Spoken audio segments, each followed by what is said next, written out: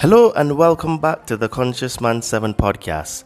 I am your host Todd Cave and this is episode 23. On this episode, I was a guest on the Declare Your Independence podcast with Ernest Hancock, and we talked about the mind-body-spirit complex and we talked about psychedelics.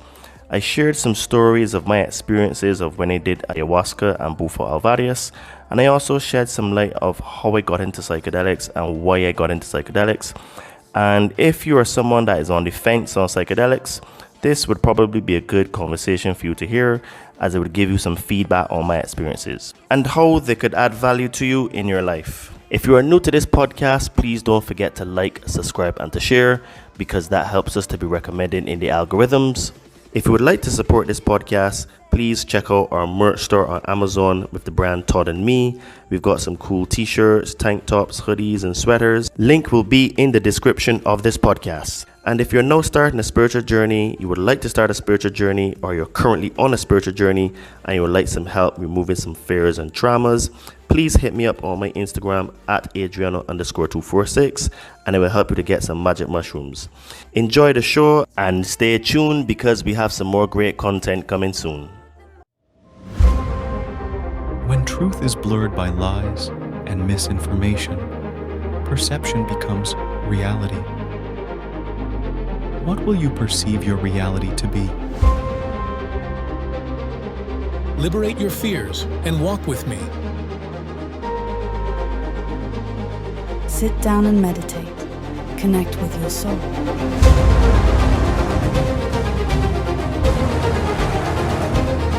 Be a monster and then learn how to control it.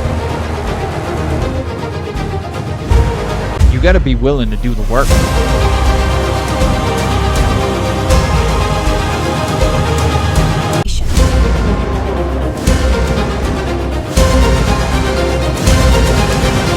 So it really goes really deep in terms of words and etymology and what they mean. So this is why it is really hard to really crack the matrix, because there's so many levels and layers to it, you know?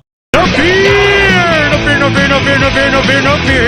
your independence of me, Ernest Hancock, out in the western Sonoran desert of Phoenix, where it's very nice. And it's kind of cool. I mean, it's the winter time. We just came from Acapulco with our guest that we're going to be talking to, Todd Cave, today. And Acapulco is warm. This year was not as warm as last year, and I was kind of dreading that as going to be a thing. But this year was pretty nice. There was maybe one or two hot days, but the water was perfect temperature. It was beautiful people, beautiful scenery, beautiful venue, and, a good spirit. And that's what I wanted to talk to Todd Cave about. Now, Todd Cave is a former civil and tunnel engineer, and he hurt his foot really bad. He had to be on crutches for 15 months, and, he liked Twinkies or something and got, overweight. And he wasn't feeling good. When he bent over to, tie his shoes, his belly is too big to breathe. And I know that feeling, and it was time by this time, he started doing some research on, exercise and health and depression, and it just really came up with a formula that works so much so that he's a trainer, but he has a spiritual component to a lot of this. It was during this time that he started to research the origins of man that led him down the rabbit hole trying to find himself, but instead he found the mother, father, God that has been hidden from humanity. And it's just a lot of his work kind of focuses on the mind spirit, while simultaneously building the body. And that really resonates with a lot of people, and I wanted to talk to him because I thought it was interesting. He's a really nice guy. I loved spending time with him. So let's say hello to Todd Cave. Now, Todd, what do you want to add to that? That people would introduce themselves, to you, or you to them, and you say, "Hi, I'm Todd Cave, and I'm here to what?" Well, thanks, Ernie, for having me on your show. It was really good to connect with you in Acapulco this year and last year, and I'm very honored to be on your show. So basically, I am originally from Barbados, So most people that can hear very well can tell the Bajan accent. And I also lived almost half of my life in the UK. So there's a bit of a British twang, as well as when I was a tunnel engineer, I used to work with a lot of Geordies, which are people from Newcastle, Scottish and Irish people. So I picked up a bit of their twang as well. So sometimes it does cut in and out. So like your international English kind of thing. Aye. So even like the Scots and the Irish, they say "aye" for yes. So that is a very good example of the influence I've had, you know. So I'm a very mixed bag.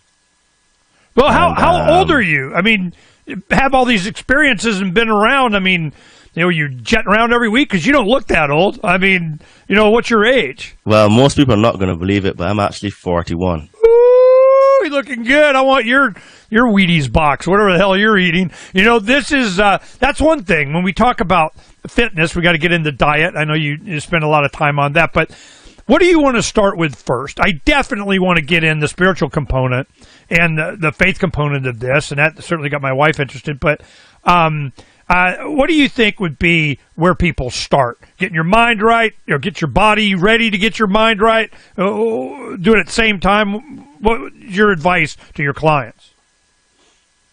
Well, my take is that to get anywhere in life, whether it is in terms of you want to do business, you want to have a relationship, you want to have a friendship, whatever, you need to start with yourself.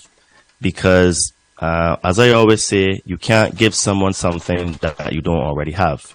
And what that means is that you actually need to be honest with yourself.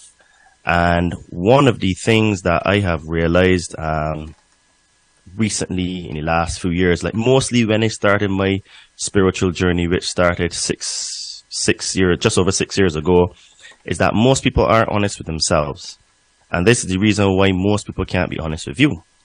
So what happens then is that if you are not honest with yourself, it means then that you don't want to admit that you actually need to make changes in your life. You may need to get in shape. You may need to actually change your job or end a relationship or, you know, do some personal development on yourself. And when you're not honest with yourself, this actually causes you to self-sabotage, which in my humble opinion is the biggest existential threat to man. I don't think it is the economy, aliens, nukes. I think it is self-sabotage, because when you understand that you are a spiritual being and you're made up of body, mind, and spirit, and all those three things make up you, you realize that if one part of you is out of alignment, it affects the other two parts. So if you think of it as like a stool with three legs, if you remove one leg, the stool will fall. And this is how I base my coaching, my approach to life, how I deal with things, because a lot of the time, your body, your external, is a representation on, your internal. Because in reality, the internal is what you should be focusing on. And the Matrix has tricked us into the focus on everything on the external, all right? So this is why, like, if people look at any of my posts or talk with me or hang with me or just look at my work, you realize that I'm not the average fitness trainer. I'm definitely into spirituality and consciousness, because those are just as important as the body. The body is just the vehicle. It's a representation on how you feel on the inside. Now, granted, you can have people that are extremely fit and look really good, but are actually broken on the inside. However, with just a change in mindset, the internal will end up reflecting the external. But this is not always the case. In most cases, how you feel on the inside is demonstrated on the outside. So it's like just standing in a mirror or looking at yourself in a mirror, you know? So this is what I would say is like how things are right now, where we tend to focus on everything on the external. We're not honest with ourselves. And what happens is that we do a lot of self-sabotage. And this is really what holds us back in life. Because when we realize our divinity, when we realize that we are God, all of us are God, just having an individualized expression and experience, then you realize how great you are. You're actually infinite, because consciousness is infinite. It can't die. It is immortal. This is why we are immortal. Okay, go ahead, and one thing that I'm interested in is your personal, because I remember I thought we had done a show. I'm going, I know I talked to this guy. Well, that was last year. We probably spent some time, and you ghosted me or something. Anyway, you weren't on the show. But I'm sure I told Donna that I can't remember. I go, man, I know I've talked to this guy before. But so I'm glad we hooked up finally. And we can get introduce you to the audience, because your path was, the awakening was, I'm out of shape. I'm not, there's something wrong. What was the first epiphany you had? What was it, the enlightened moment that you go, wow, I need to something, break up with this girlfriend, not have this guy in my life anymore, move to here, I hate this city. I did, something triggered you. And I always ask someone, they go, well, I did this, I did, why? What was the motivation? Why? Were you always looking for something? Something encouraged you to look for something? Near-death experience? I mean, something. What was it that motivated you, and what was the first positive feedback you got that kind of sent you on this path? Well, if I were to really think about it at a deep level, please do. I would say that all of this started when I was about 10 years old, and I didn't realize it at the time, because my father at the time, he was going through a stage where he was like looking for truth and trying to figure out, I guess you could say the purpose of life, And he started, and this is when I was in Barbados at the time, he started to go to like a masjid, which is like an Islamic center or school. And he started to bring home Islamic doctrine and stuff. And, he's like a guy that would just like be talking all the time about, what he's learning, what he's reading, and what the people are telling him, etc. So my subconscious picked up on a lot of stuff at a very young age, and it seeded some doubts into my mind about what they tell us in religion, and about the world is actually maybe not what it seems. And to the point where, like, I was even, from memory, kicked out of Sunday school or something like that, because I was asking questions, Oh, not allowed. Nope. I know that's a common theme with a bunch of anarchists, voluntarists, leave me aloneists. Why nobody asked? We have had why beaten out of us. It's amazing. So you're asking questions. Why? I'm asking questions. Yeah, you're not allowed. What up with that? It's mad, and I think that from that point in time, like, my doubts in many things in a subconscious level, and I must stress subconscious level, were growing.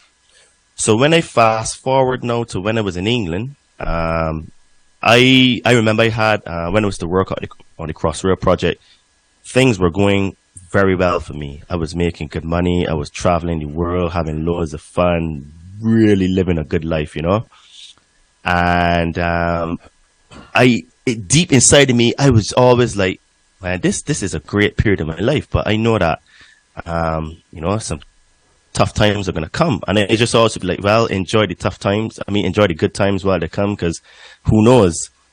And I would never forget, like, I was dating a girl in Colombia at the time. So I went to see her in 2016. And so I must preface that in 2005, I had an accident and I broke my ankle. And the ankle didn't heal very well. And they told me that I always would have needed a surgery in the future to correct my ankle, that injury. So here it is now in 2016, 11 years later, she and I were walking home, because she lives in a barrio that's kind of high in the air. So you have to walk up the hill. And just like that, my ankle just started to hurt me. If I'm walking a lot, my ankle would hurt me. But this time, it felt different. And after like a day or two, and it was still hurting me, I was like, something is not right here. Something's wrong.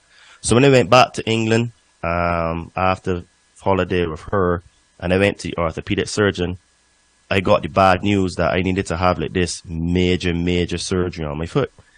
And while I knew what they were going to do because I was briefed and I saw pictures and videos and stuff, I for some reason my conscious mind, like, it just didn't really pick up like how much of a life-changing event this would be. And I would never forget when I woke up from the surgery. It was a 6-hour surgery. It cost about £12,000. Whoa. And yeah, and I had a metal frame drilled into my foot. Now, like I said, it was only at that moment when I saw the metal frame drilled in. They literally took a drill and drilled into the foot. So this was a massive pain here. And when I woke up, I would never forget, the first thing I said was, what have I done?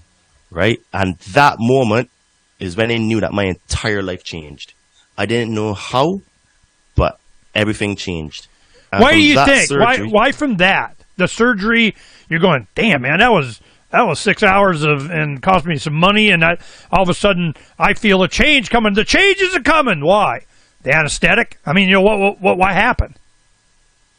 I don't know. It was almost like this awakening that happened immediately on waking up when I saw the extent that what they did to my foot. It was like, like when we say the penny dropped, it was like, huh?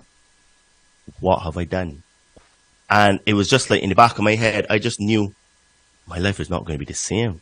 Well, but did you think that you damaged it more, or did you feel fixed, or what was pain? No, it was just this inner feeling that things will never go back the same, never. And I didn't really pay too much attention to it because I was more in shock from the surgery.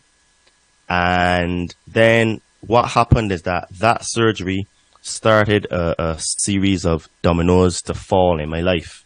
So I was made redundant, paid to leave the company.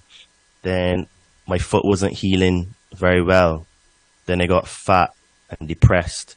And then, I went back home to Barbados to see if I can change the scenery, would help with the healing. And I remember I used to go to the beach almost every day just to, give the foot a sea bath. And my mother used to have to help me because I was still on crutches to limp down to the beach, And I could see the look in her eyes where she was like, there's my son and he's helpless. And it was at that moment that I said to myself, okay, I'm going to make a change in my life. I didn't know what that would mean, but I said, okay, I'm not going to have my mother feeling like this and she's so helpless, So I came back to the UK and then I got another job. And then, I started to go back to the gym and stuff a little bit, but it was just enough to basically get me to be able to walk again because it was all like physiotherapy stuff, And I would never forget, like I bent over. This time I was able to put on shoes and walk a few steps without the crutches, because I had to learn to walk again.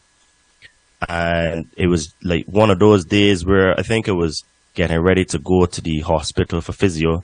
And when I bent over to tie my shoes, I just felt short of breath. I was like, wow.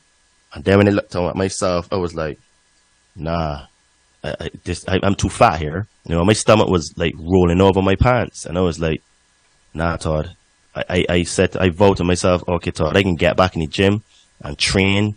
And that started like my research into diet, exercise, nutrition, burning fat, building muscle, all different types of things, because I am basically self-taught. So I'm on autodidact in most things in my life. So I speak Spanish and Portuguese fluently, and I taught myself those languages. And most things in my life I'm self-taught. So I said, okay, I just figure out how to do this because my ethos was like, okay, I can't do the things that I used to do. I can't do any jumping and skipping and running and all that kind of carry on. So I have to find a way in order to get back fit, but to still get rid of all this fat. Because I had put on about, I think, 12 kilos of fat. So that's probably, I think, like 25 pounds, I was like really, really out of shape, you know, or maybe be 26, 27. But I think in kilos count from England, you know. But the kilo's and, like what is it, 2.6 or 2.2? Yeah, okay, so like 2.5 pounds or a little over 2 pounds. So if you say 12 kilos, that's like 26 pounds, something 27, something like that. Yeah. And that started me now to do loads and loads of research, right, on like fitness. And then a few months later, I got made redundant again, right? So it was like, you know, that started like, you know, it was like, okay, I'm getting my life back together. Things are good, making good money again. And then boom, I lost my job. And that kind of like, I guess, really made me lose a lot of like belief into myself and started like me feeling like that depressed way again, you know? And what happened is that because it was difficult for me to cope, because obviously then at the time my foot wasn't really how I would want it. One of my good mates in England, he gave me 2 books to read. And there was one called the 5 Love Languages, and the next one was called The Road Less Traveled. And those 2 books. What was the first one? What language? What did you say? The 5 Love Languages. The 5 love languages. Love languages. Okay, I've gone through that before. Yeah. You know, you know, the love language of time, of touch, of yes.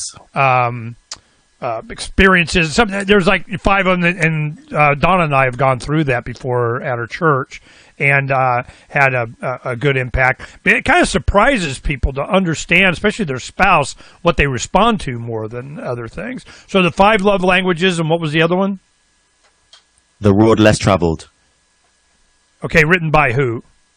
I think it's M. Scott Peck. Okay, so or Gary something. Why did your friend suggest these particular 2 books, and why were they such an impact on you? See, I'm still looking. I'm going to let you just tell your story because I'm looking for, you know, the light switch thing. I mean, you seem like you're self-motivated and able to teach yourself, but some things haven't. You know, like this one guy goes to you and says, "Here, you know, read these 2 books." You do these 2 books, and you're good, and it worked, you know, or had an impact on you. So the motivation for him to give you these particular 2 books and the impact it had on you, why do you think? Are those the 2 books that you obviously recommended it or mentioned them here on the show? Are you doing the same thing, or you have other books? Well, what happened is that because I was so out of shape and fat and stuff, I felt very unattractive. So as a guy that was accustomed to having many girls in my life, because, I mean, my mother always says, but Todd, it's almost like every country you go to, you have a woman. I said, well, I can't help it if they just like me, you know what I mean? But what happened is that because I was so fat and I was depressed and I was so down, that shine or confidence I had in myself had gone. So I felt like if I could not attract a woman, right? So when he gave me that book, right, it made me realize, hold on a minute, first thing first, it is not have anything to do with them. I need to take responsibility for myself, right? Because the road less traveled is really like, it really holds up a mirror and tells you to look at yourself, where you have to be responsible for your words, your actions, what you think, what you believe, how you carry yourself, you know? You have to take personal responsibility. And then the other book, The 5 Love Languages, you know, it made me realize that, okay, when I do attract the person I want in my life now, how am I going to be able to treat them so that I have a meaningful relationship, you know? So that book made me realize that every person is different and they have different love languages. And then it made me relearn my own love languages as well, so that it would be able to help me to, when I'm ready or when I meet a person that I think, okay, I can give this a shot, I would know how to treat them and what to do to bring out the best in them through their love languages. So those 2 books really worked well. But simultaneously, what happened is that I started to read like some religious and historical texts. And I used to follow a YouTube channel at the time called The Global Witness. He's now changed his name to The Willing Witness, but he used to be an anon. And he used to talk about a lot of the stuff that I covered in my presentations at Acapulco.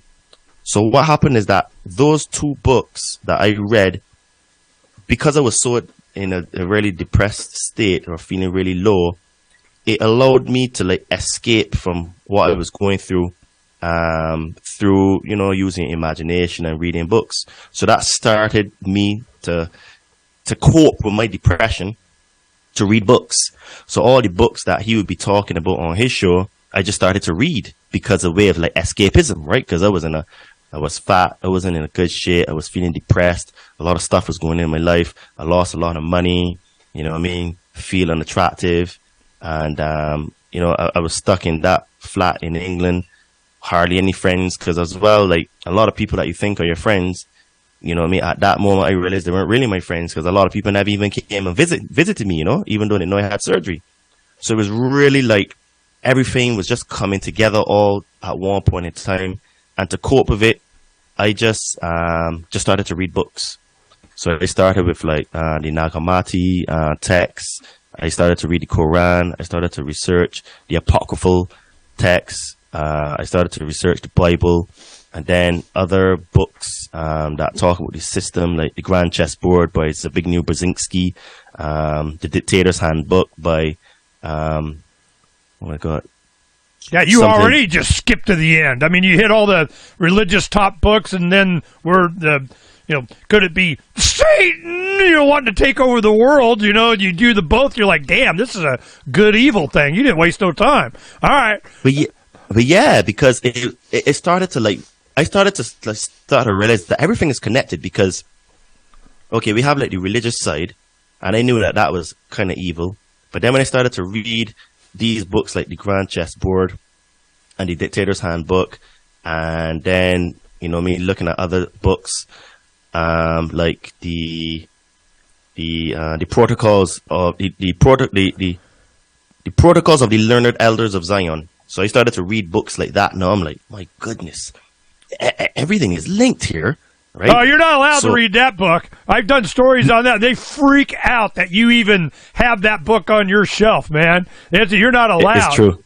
Okay. You're not allowed. All right, let's do a segue here real quick, because I'd like to, when you read that book, I haven't. I've done shows on it, and I know people that have done it, and they say, man, you got to read this book. You got to read this book. I go, what are you going to do? It's going to tell me that bad guys are really bad? They're bad? No. They're really, really bad. Okay. Freedom, good, government, bad. These guys are bad guys. They, them, those, don't leave me alone. They're bad. Right? Yeah. But you got to read this so you know how bad. Okay. They're triple bad. I mean, how bad do they got to get before I get it? They're bad. All right. But from these books and your research on this, what did you finally, this is an interesting, fascinating story, but I don't want to miss this point. As you start doing this research and you find out that you really got to work on yourself, and you go, and that's one reason why I wanted to start off with you after Acapulco, because, we kind of put it, we got a timeline, we're building the home, we're getting out in the desert, we're occupying the land, all these projects. Well, the first thing is, take care of yourself. I mean, hell, this last summer, I had to be, understanding being out of shape and on the bus for a couple of years, driving around, it wasn't working out, that well for my health. So now we're looking forward to getting on the land this last summer. Could I even build it? Well, we put forth, I just muscled it up, get up early every day and work all day and kind of, collapse at night and just do that all summer. Boom! We built some domes and got some homes and learned a lot and kind of like, all right. I can do it. But the thing is as you go through all of this stuff, what is it that you think that we're preparing ourselves for? What are we up against? You tapped on a lot of different books. I mean, for me, it was the Bible. I mean, you just read it straight through a couple of times, and like a book, it's you gotta have a bulldozer to do it. But I mean, as you go through that, all of a sudden you're going, oh, I get it. This is these kings and bad guys in the Bible. Hell, I can pull them off the news, you know? The same thing is going on for the same reasons and the same human character flaws and the same, you know, inspiration and representations of people like Christ. And, you know, it's so amazing how we're just repeating. So when you go through this research, what are we up against? What is our best defense? What is it that we have to do for ourselves before we can embark on these great adventures of changing our life and for our families and future and creating a nice nest for the cute little birdie who wants to raise a family with me? So this is, which I already got, but you know, the thing is as you go through this stuff, what did you realize is the real battle? The real battle is a battle inside of ourselves, because what it is now is that, remember, as I said earlier, that the biggest problem we have is self-sabotage, and what that comes from is, first, we're not honest with ourselves. Two, as I said in my presentation on Acapulco, the three main religions that control the world or create the matrix, specifically, in my humble opinion, is the religion of government, the religion of money, and organized religion.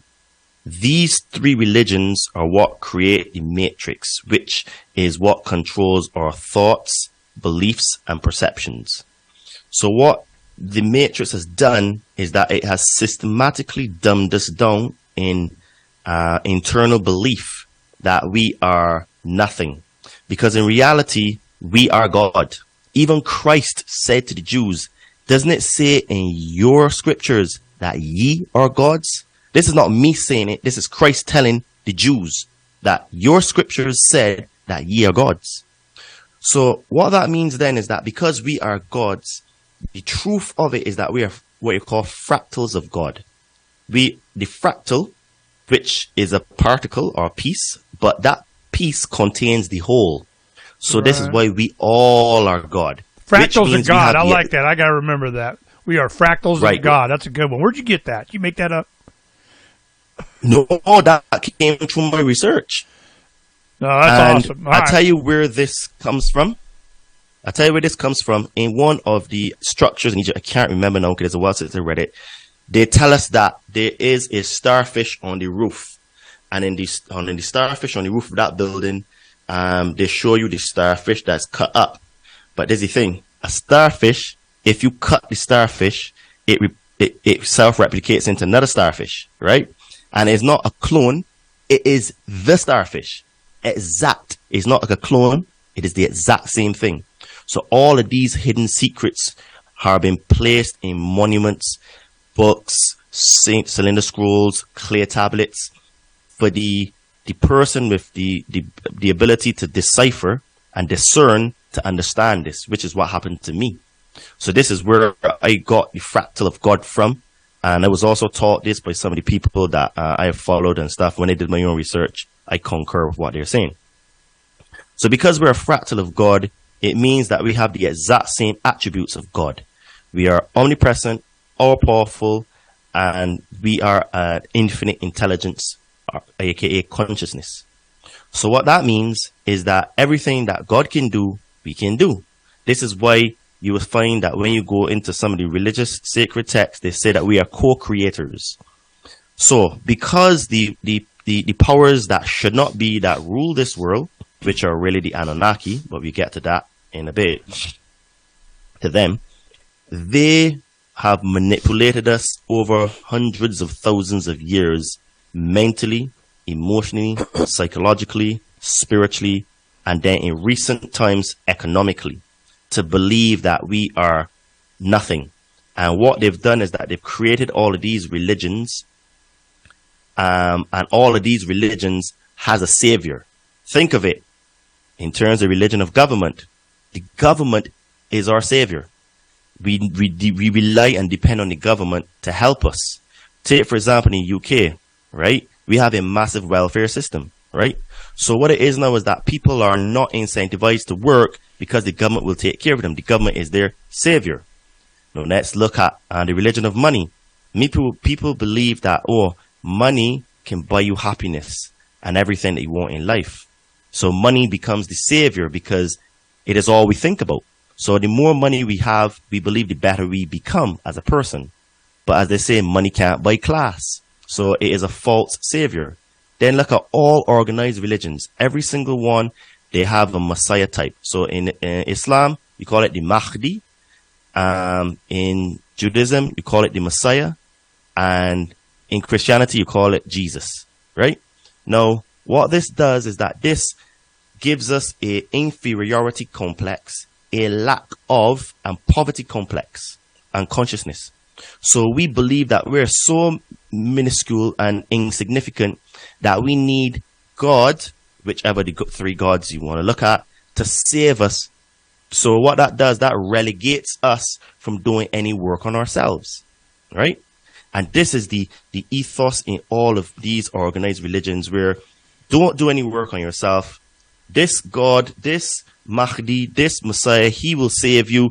Do nothing, live your life, and just be as little and small and significant as possible. Do you think that is intentional? Do you think absolutely that is part of the control mechanism, the grid? Absolutely, 100%. Okay, because what it is.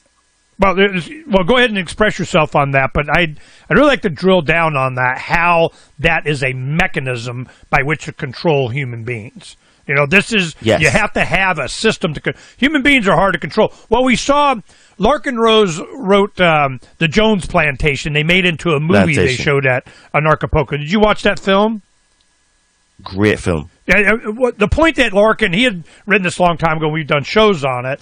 The point that he's making is that it was a slave plantation, and like, wait, you want to control your slaves? I'll come here and help you do it. And it was another, freed black man that, strong presence comes on. You go, well, I just bought it from plantation owner scumbag over here. We're going to do it different. We're going to have a democracy. You're going to get to vote for your leaders, before you're a master, and it was this kind of thing that he was trying to depict, in his book, The Most Dangerous Superstition, and you're tapping in on this, and it's a actual systemic mechanism to control human beings. And is that the goal? Is it to have them as a resource for something, or is it just the act of control to do whatever the hell it is that they want to do? Send you to hell, or something. And what is the goal? I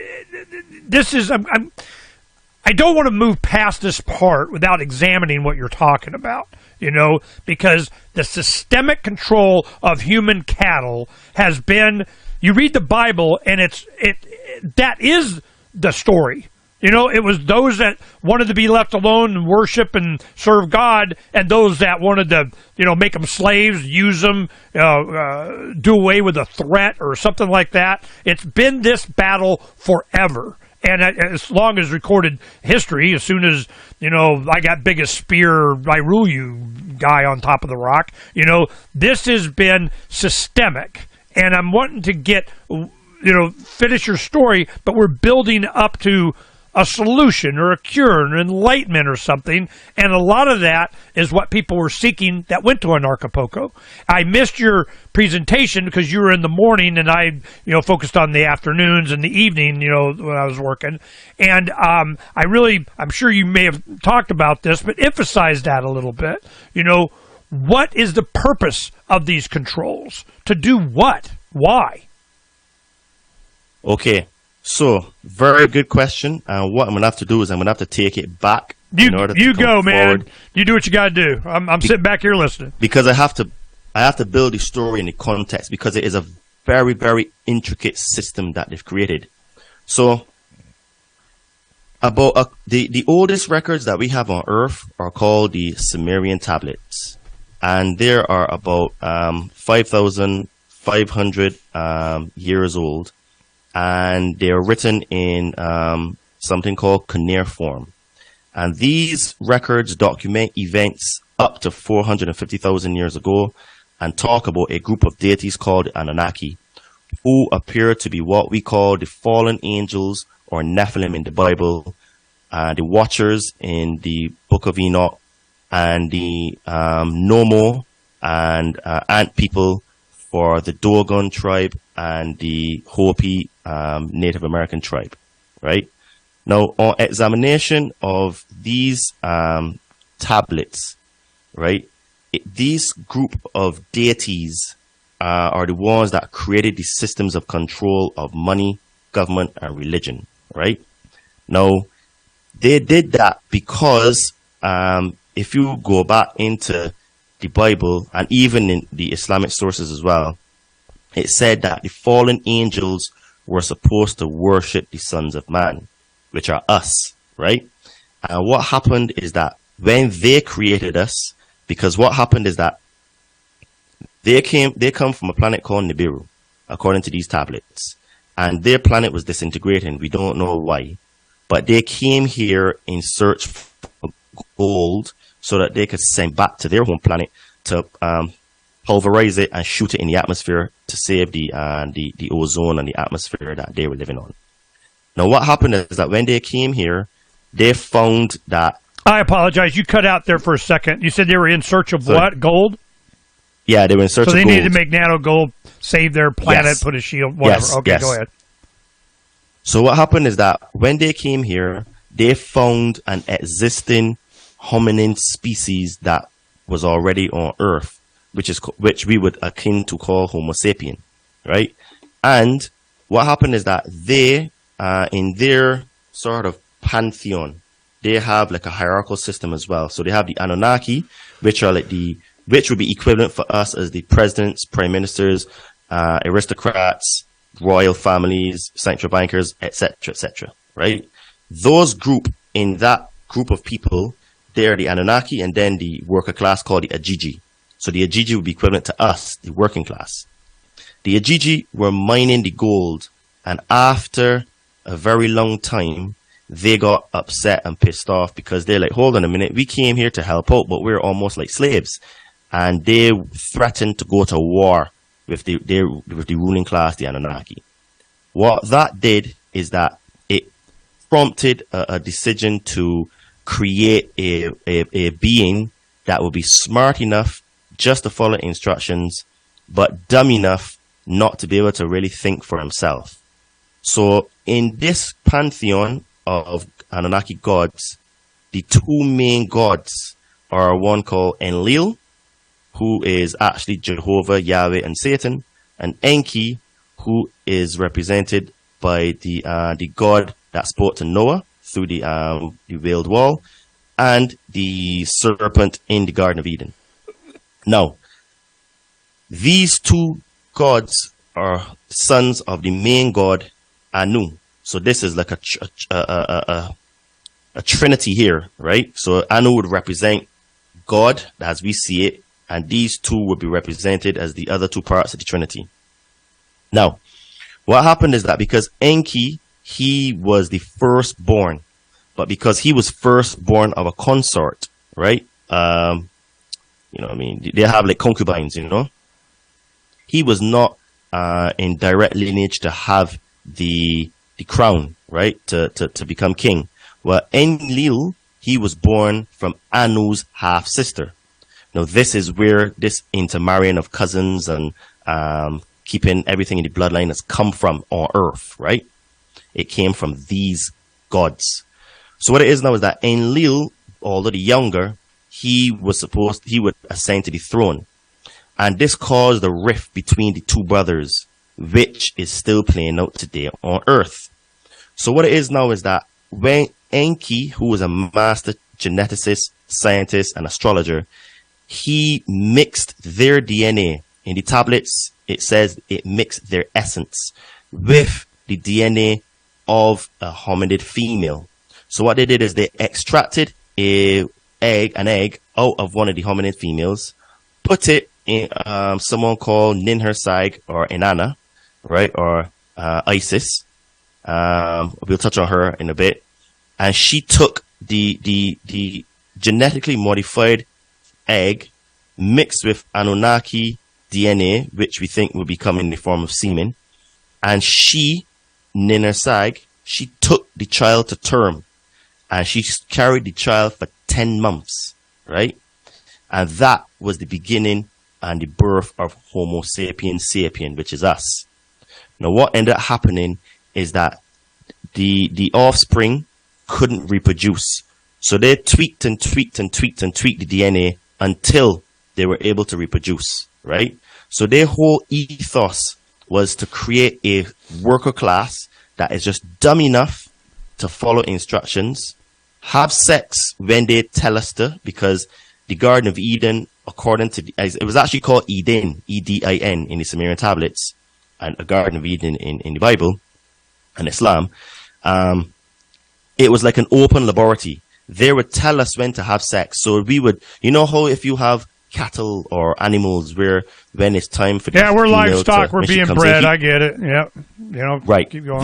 They used to have times where the man and the woman would have sex for procreation purposes because they wanted to build more slaves, right? This is sounding like WEF, man. We're getting, it's coming full circle, man. You're scaring me. All right, keep going. Truth is stranger than fiction. Ernie. I know we need slaves of slaves. We're too smart. You're getting too enlightened. We need to dumb you down a little bit. Right. So what ended up happening is that when they created us, Enki, he manipulated our DNA. Because in essence, he would be our father, right? Quotation marks, our creator. Not the creator of all things, but he'd be our creator of us in this present form. Yeah, he's dad. I got it. Right, he's dad. He put in our DNA sequence that we would have the ability to become higher than them and ultimately realize that we are God, right? So what happened is that when they discovered that this was the case, there was a systematic dumbing down of consciousness in humanity. They went to levels where they capped chromosome 2.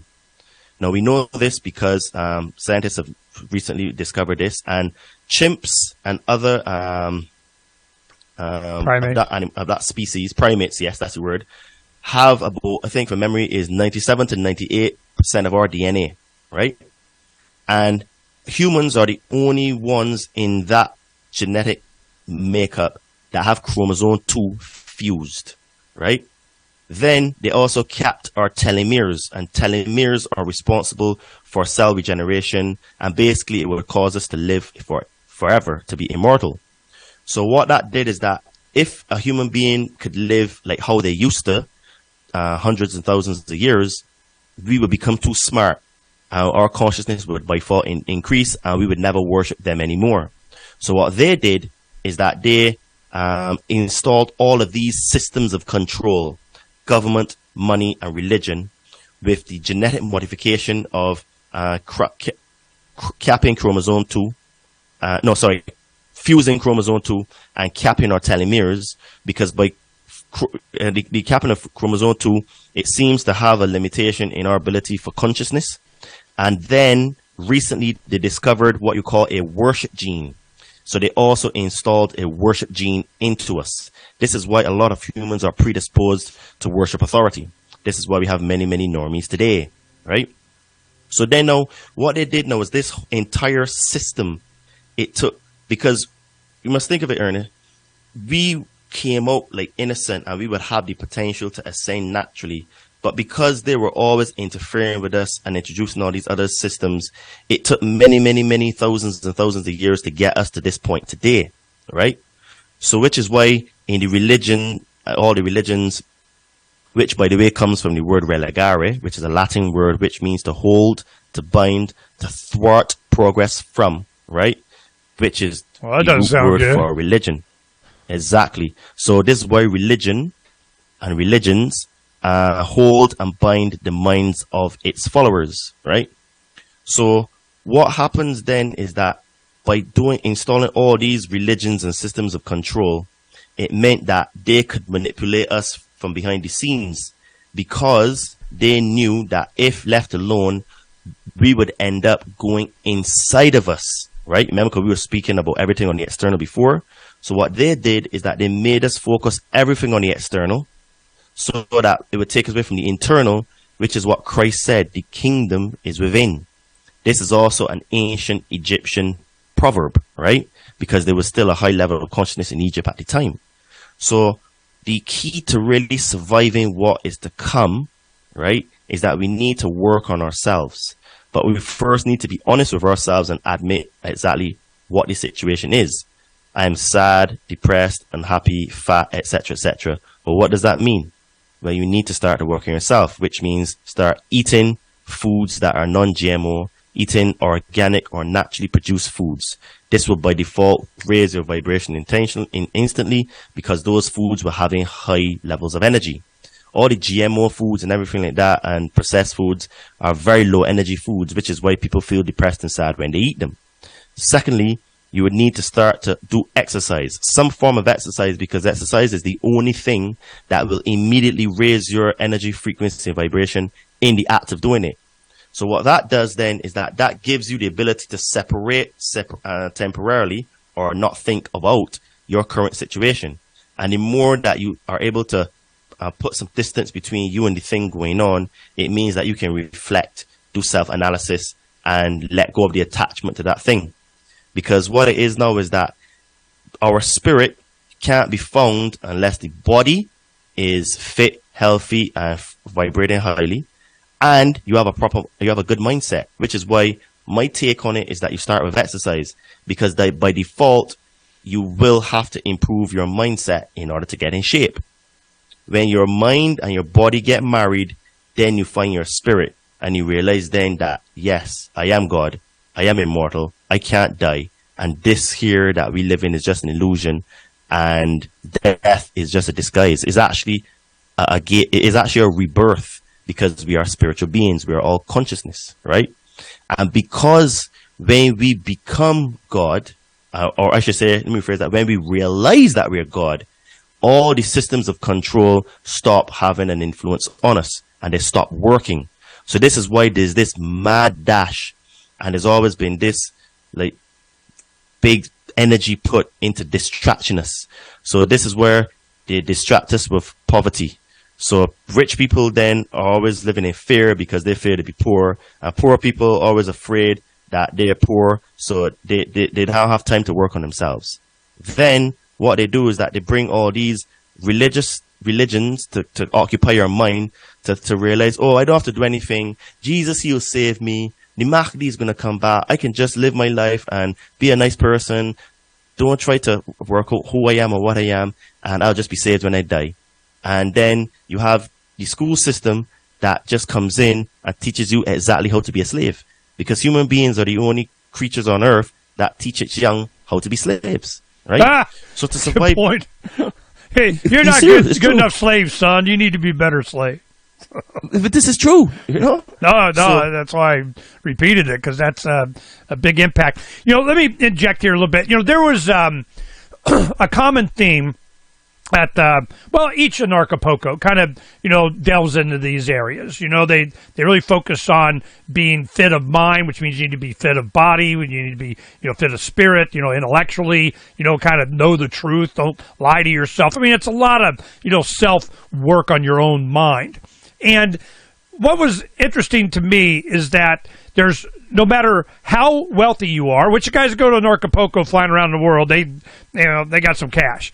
And, you know, they're buying, you know, hula hoops for thousands of dollars just to donate to the orphanage and so on. I mean, you know, it's just, you know, those kind of people. And the focus has always been on finding this balance and where to start and how to emphasize it.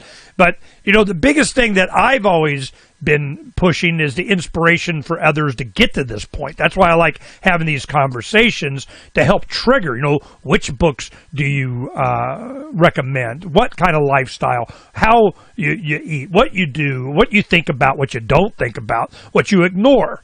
And one of the things is, you know, politics, you know, even though we discuss it a lot and you see it as manifestation of evil or whatever, you know, you know, you're still voting. I mean, you know, there's not, you're just helping the system. You're still using their money. You're still using their big tech. You're still using, I mean, you know, there's so many things that we need to work on more than just, you know, simple lifting barbells. But when you say, you know, you need to get your body right, it's the platform, it's the temple for your mind. You know, if you can get your body healthy, if you can get on that track, all the other stuff starts to fall in place. And, for people to be motivated, that's another thing. They're talking a lot about the power of prayer, the power of meditation. I hear meditation a lot. The power of, and the way I emphasize it with the audience is I go, welcome to my quantum reality. If I take a step towards something, we start pushing like this Occupy the Land thing I keep emphasizing. Once we start doing it, I start really focusing on that. Once I start, I buy the land, I start the building, we start doing the bid. Once I start, you'll just see it everywhere. The same thing with Pirates Without Borders. We did the decentralization of everything. Now, of course, this stuff is coming because it needs to come. We're going to have to save ourselves. But by just manifesting it by intent, will, desire, general public opinion, all of a sudden this stuff just starts happening. And when it does, then you got they, them, those come running in to be, yes, I put a logo on it and branded it and now I'm in charge of it and I got a database and join my website. So this is, I can see the power of desire, intent, opinion of people, and the way that you think the best way to get to that stage is first get off your ass and start doing some physical activity. How far off am I? You are spot on.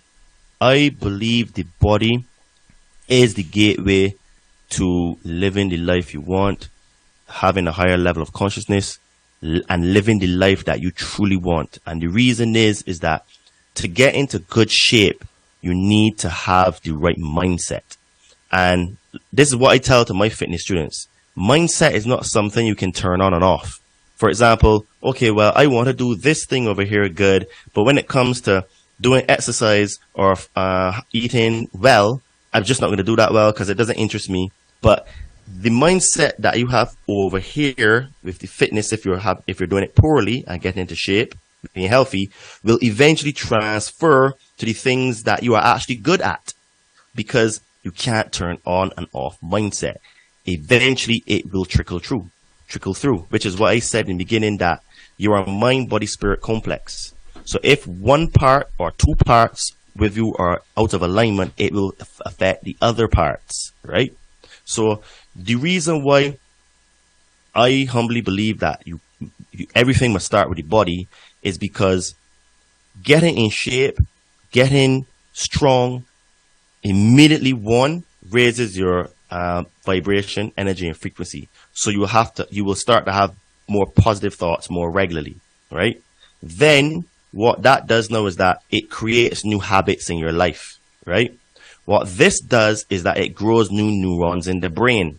And we know that neurons that fire together, wire together. So then now what you can do with someone like me that coaches you, I would tell you straight, okay, what you need to do is start to listen to affirmations. You need to have positive affirmations that change your internal dialogue to reinforce your desired outcome. Then you need to practice visualization.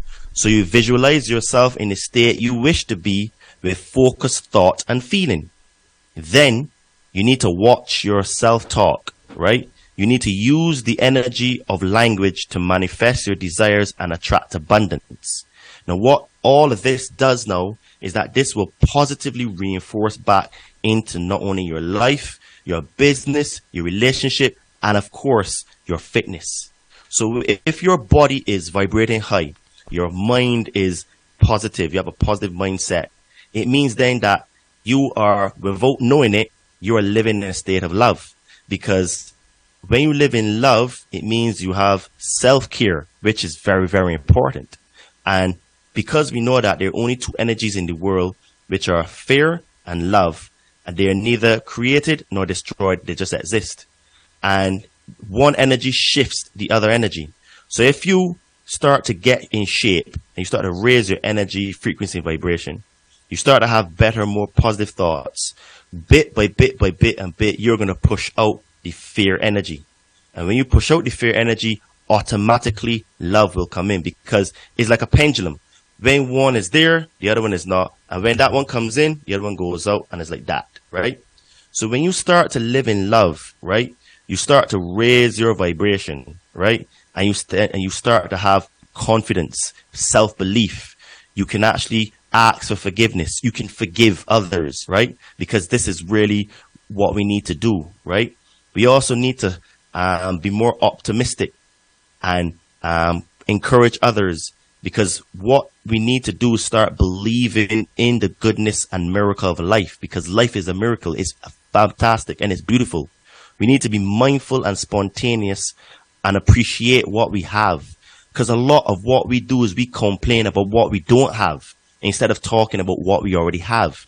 Because if you keep focusing on things you don't have, what will happen is that you will find more things you don't have and more things you don't have. And this is negative self-talk.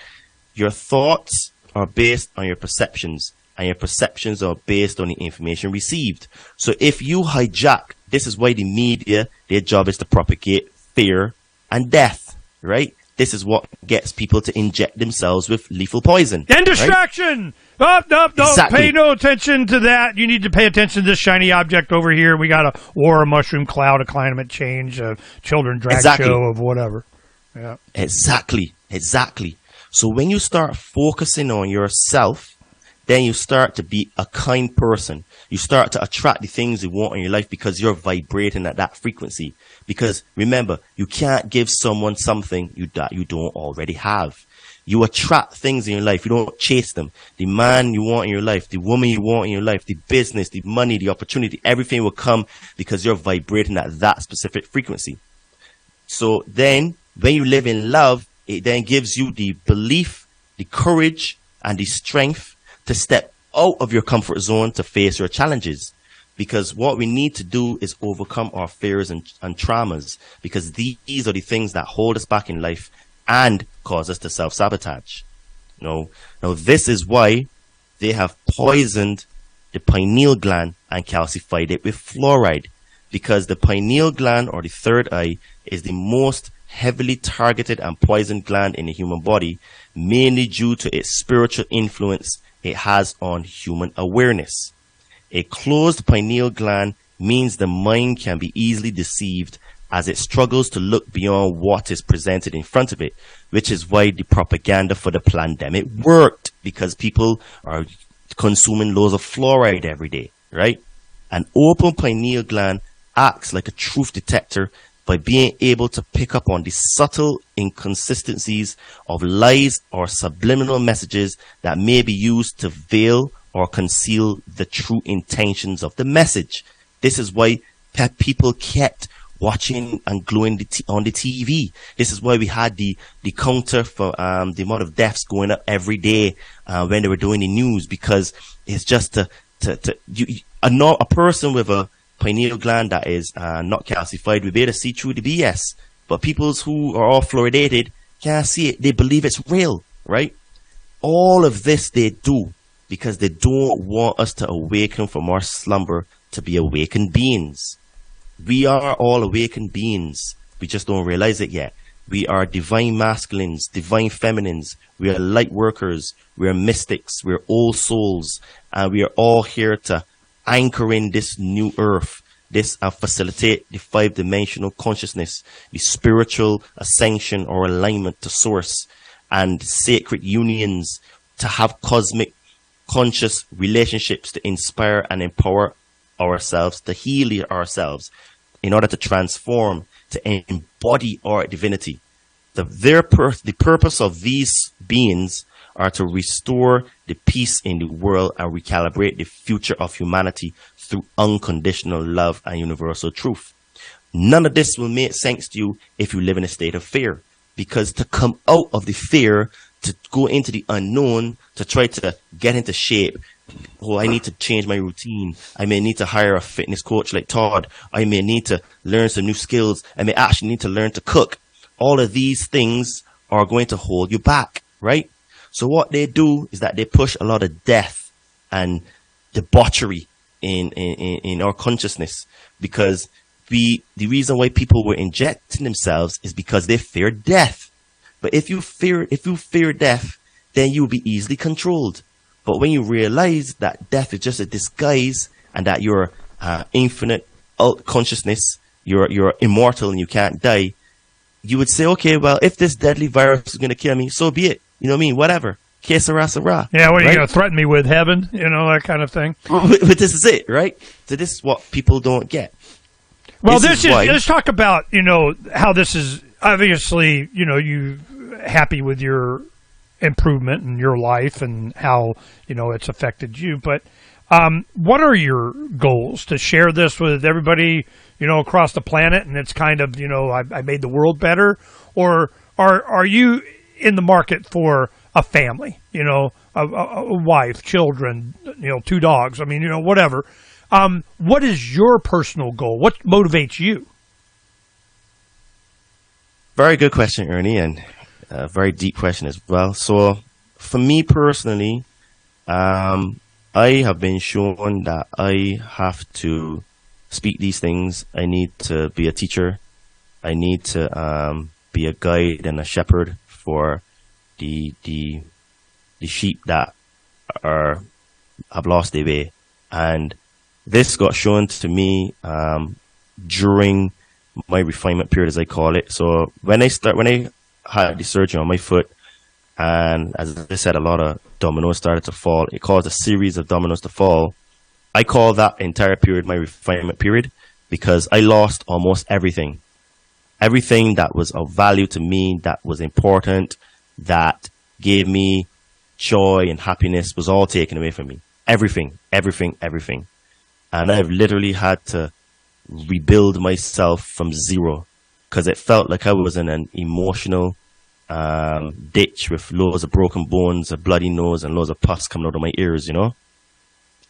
And I got introduced to the medicine, so plant and animal medicine. So in 2019, I got introduced to ayahuasca, and then in 2020, I got introduced to Bufo alvarius. And during one of those ceremonies, I was shown that this is what I have to do, right?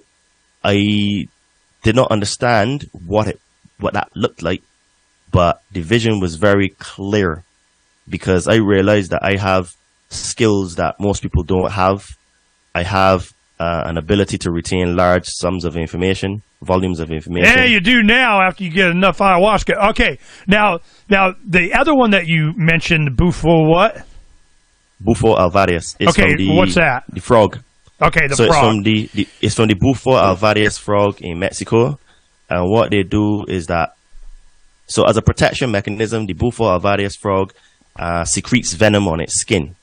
And what the shaman do is that they capture the frog and they tie the frog by its hands and feet, by its both feet. And what that does is that makes the frog scared. It doesn't hurt it, it just makes it scared.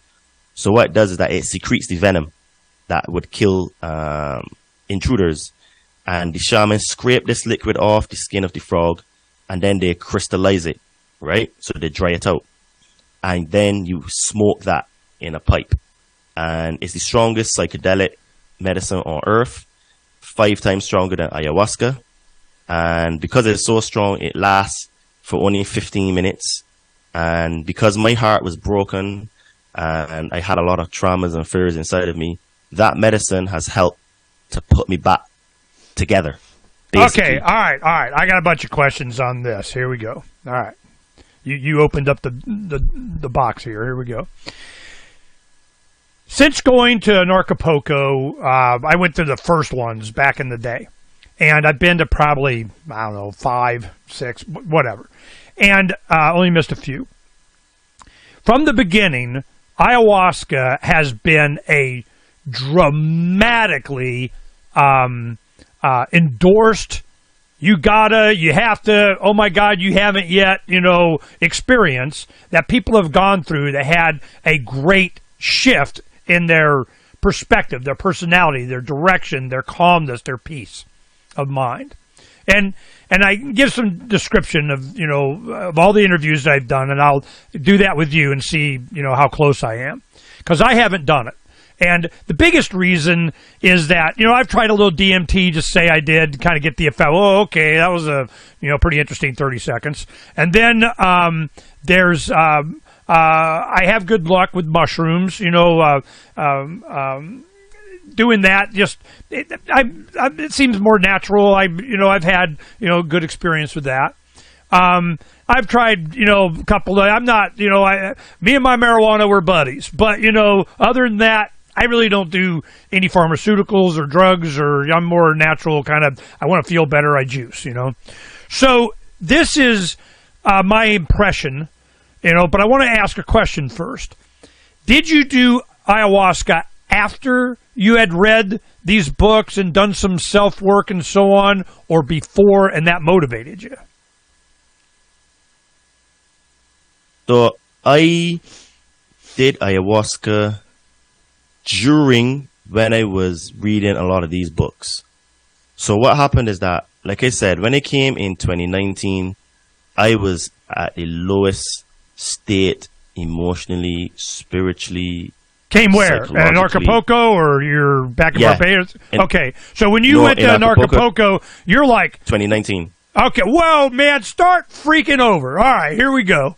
Having this this epiphany, you need to have an epiphany. I mean, so during this, as you're reading, your first time to Acapulco, were you still overweight and hurting?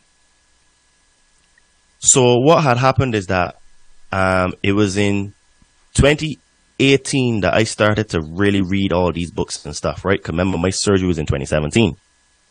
And when I came to Acapulco in 2019, I was going through a lot of internal stuff, right? Stuff that I was in really good shape, but on the inside, I was very, very broken. I was very low, right? It is a place that I would never, ever want to ever see again. And what happened is that I started to feel inside of me that I need to get out of England. I didn't know. It wasn't something that I consciously thought of, but it was something inside of me that was telling me, Todd, your story in England, your journey, your time is over. And what happened is that I had heard about ayahuasca from Jeff on one of his videos. So I did some research on it. And then there was another person that did podcasts that I used to listen to that spoke about ayahuasca. So what happened is that when I saw that ayahuasca was being offered at Acapulco 2019, I just said, I am going to give this a try, because what is the worst that can happen? I can't feel worse than I feel now. Right? That was okay. Let's take a step back a little bit more. You say I was watching a video with Jeff. I, knew it, because that's my next question. You knew about Acapulco. How the hell did you find out about Acapulco in the UK? You're sitting there and all of a sudden Acapulco pops up. Oh, from Jeff. Well, how the hell did Jeff come up? So what sent you down this road? Somebody suggested you listen to Jeff. That was before you had Lucy. So, I don't know what the hell, Tell me how you started to listen to Jeff. All right, good We're question. We're talking about Jeff Berwick. Okay, go ahead. Yeah. Good question. So I'll have to go back a few years. So around... You're not boring, and if you're not getting bored, we can go until you're done. I don't care. No, man. No. It's all good. You got a schedule? You good? You got some time? Oh, yeah. No, this is going to be the MP3, MP4, for the ages of Todd Cave. All right. So... Let's take a step back. It's been a great story, but I want to take a step back. I want to go back to where, you're having these thoughts. You want to get educated. You want to, build yourself up. You want to get the fundamental truth of whatever the hell. And where the hell does Jeff Berwick come in? So what happened is that around, I think it was 2014, 2015, a girl I used to date, she introduced me to the whole concept of precious metals. It was through a network marketing company, which is defunct now, but they used to big proponents of silver. They used to sell gold as well. And the analytical mind in me, because I was a civil engineer, I started to research these things. So in my research, I ended up finding people like Mike Maloney, Peter Schiff, and Jeff Berwick, right? Because they're the only people that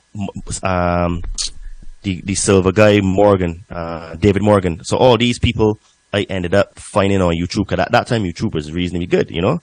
So when you searching it for certain topics, you know, it would actually pop up. Yeah, yeah, you would get pop-ups. So I ended up finding Jeff Berwick, and he had resonated with me with a lot of things he used to talk about, and listening to his videos and his talks, kind of like reconfirmed, okay, yes, precious metals are, you know what I mean, an important thing. So I started to research about the system. So my research in terms of the system, in terms of economics, came from that time, right? The spiritual part came from after the surgery, right? So I had like different phases. So around 2014, 2015, he was doing YouTube and stuff, and he was talking about his Acapulco conference, and I never really paid attention to it because it was always at a time where, at the time I was working, so I used to go home to Barbados for Easter, so the times never worked out for me because I only had a few weeks holiday per year. So what happened then is that in one of his videos, he had spoken about ayahuasca and how it changed his perception of reality and stuff like that. And then I had done some research on it, and, you know, I just put that to the side. And I always said, it sounds interesting, I would like to try it, because who knows? But it was only when I had my surgery and I was in that state, you know, that I heard, and when they started to research all the spiritual stuff and the religious stuff, that a podcast that I used to follow, he spoke about ayahuasca. And then I revisited it again in terms of research, and I would never forget, it was around June 2018 that I bought my ticket for Acapulco, because I was like, man, I got it. I need some help, right? And I'm like, obviously I can't get ayahuasca in England, so I'm like, I just have to wait until I go there. So it was like a no-brainer for me. I was like, all right, well, hell, it's getting to where you can get it all over the world now, man. It's become a thing, you know. But yeah, you want to have a shaman or somebody that knows what they're. We have friends that, you know, spent their year and a half in the Peruvian Andes of learning how to whatever, comporting with their spirit animal, eating plantains. I mean, you know, it kind of. So there's ways that you can do it under supervision, be safe, because it's a thing, you know. So yes. You found out about it. They're talking about it. They're doing it there. And they're doing a conference? Okay, whatever. I'll sign up for that, go to that, and, you know, peace out, and I'll go visit. So this was what year? 19? Yes. Where was it? Was that the one at the Princess? Yes. Okay. That was my first Acapulco conference, 2019. So that had like over 2,000 people that year. Was that the year that David Icke was there that year, or Ron Paul? Yes. Which one? Okay. Yes. So I was there that year. You know, and that was a big conference, and huge. we're having a good time. So you get there and you went, what the crap is this? And then they did an ayahuasca. I think it was probably Saturday night or Friday night or at the something. Yes. And they do it later at night. It's, you know, like, I don't know, it started like 10 or something like that. And they go, all right, everybody come in and, you know, bring a towel and your bucket for, you know, pooping and throwing up and detoxing and whatever, and make sure you eat or don't eat a certain way. You got to prep yourself for whatever. We'll walk you through it. And then it's Sunday morning, and then I see some of you guys out on the beach, you know, and that's where Erica Harris, you know, kind of, no, not that year. It was another year that she had done it. And then everybody's going, wow, this is so life-changing, and I'm not going back to Chicago, UK, South Africa, Australia. I'm just staying here. So this was, talk about these experiences, but that year they had it, in some room, you know, somewhere, or on the beach or whatever. Describe the scene and what time of day it was. So they had it in a place called Bambuda, which is in Barra Vieja, and it was basically the ceremony started about 7. Well, no, was it the Holistic Center on the beach? Is that where it was? Yes. Okay, that's where we had the party. That's a beautiful place. I got a lot of architectural ideas from there. So it's on the beach. What a nice place that. Okay, so you're like, you know, they have the beach and they have these like reed mats all over the place, hundreds of them. You kind of walk on the beach without, sinking in the sand. And did they have a lot of lights, or they make it really low? Give us the atmosphere and the time of day. Right. So we had this under this big gazebo, and we're all in a circle. How many? Shaman that ceremony was about 12 people, something like that. It's quite a few people.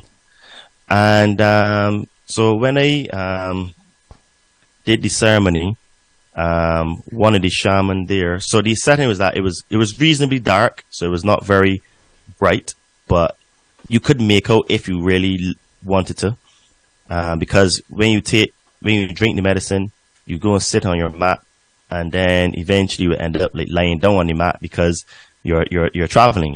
You're in a different realm of consciousness.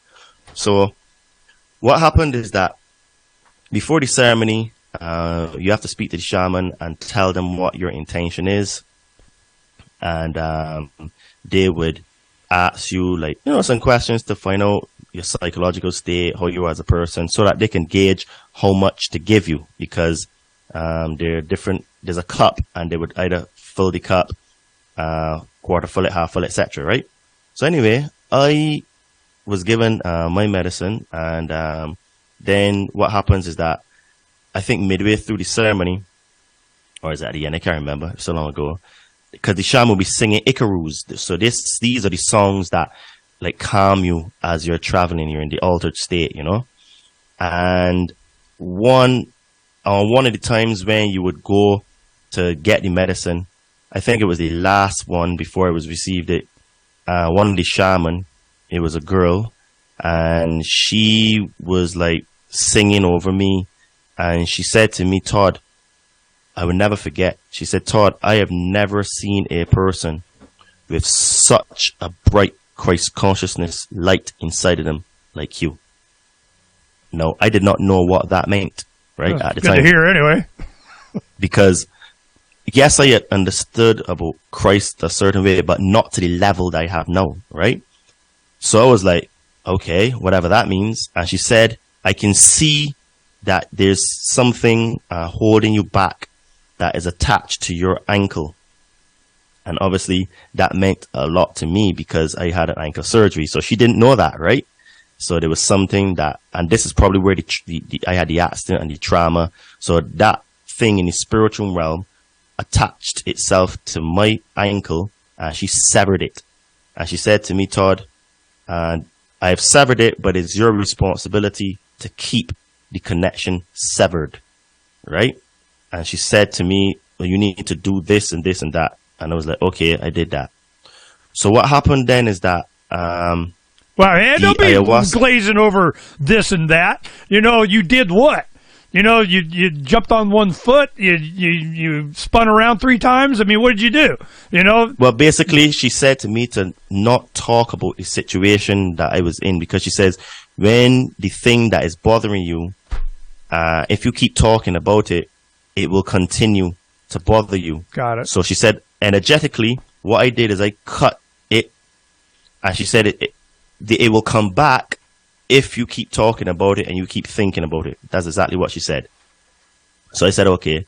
So I tried my best to not talk about it with people or talk about it amongst myself, and that helped me to start to think about, okay, what I want to do in my life. So shortly after that, because I had come to Mexico for a month, because I wasn't working at the time, and I had a small bit of money there that I said, okay, let me spend a month here, try to find myself, try to think about what I want to do. What happened to me is that I was on the beach, and this thought just came into my mind, and it was like, Todd, why don't you come back to Mexico for another 6 months? And I was like, okay, how can I make it work economically? Because I don't have a job. And I had a little bit of money there, because, I used to earn well. And I did the math in my head quickly and was like, okay, that's it, I'm going to do it. So I came back here for another 6 months in May 2019. When I came back here, that's when the other part of the refinement period started. And a whole heap of stuff happened to me. Like, oh gosh, Ernie, man, it was like more and more and more and more and more and more stuff, like just all bad. So I got back into bad shape again because I started to go into that depression phase again, got overweight.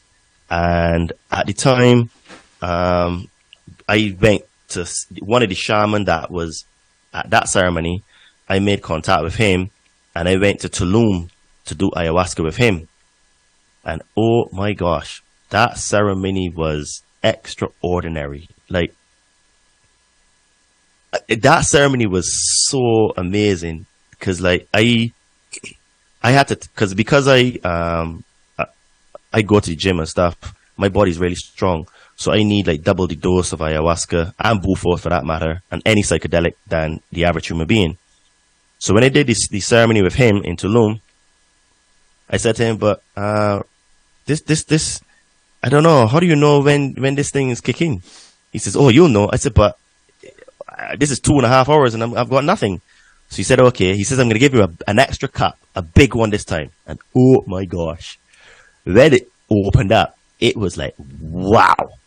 I started to see sacred geometry. I started to download the records from the Akashic records from the universe. And it was like such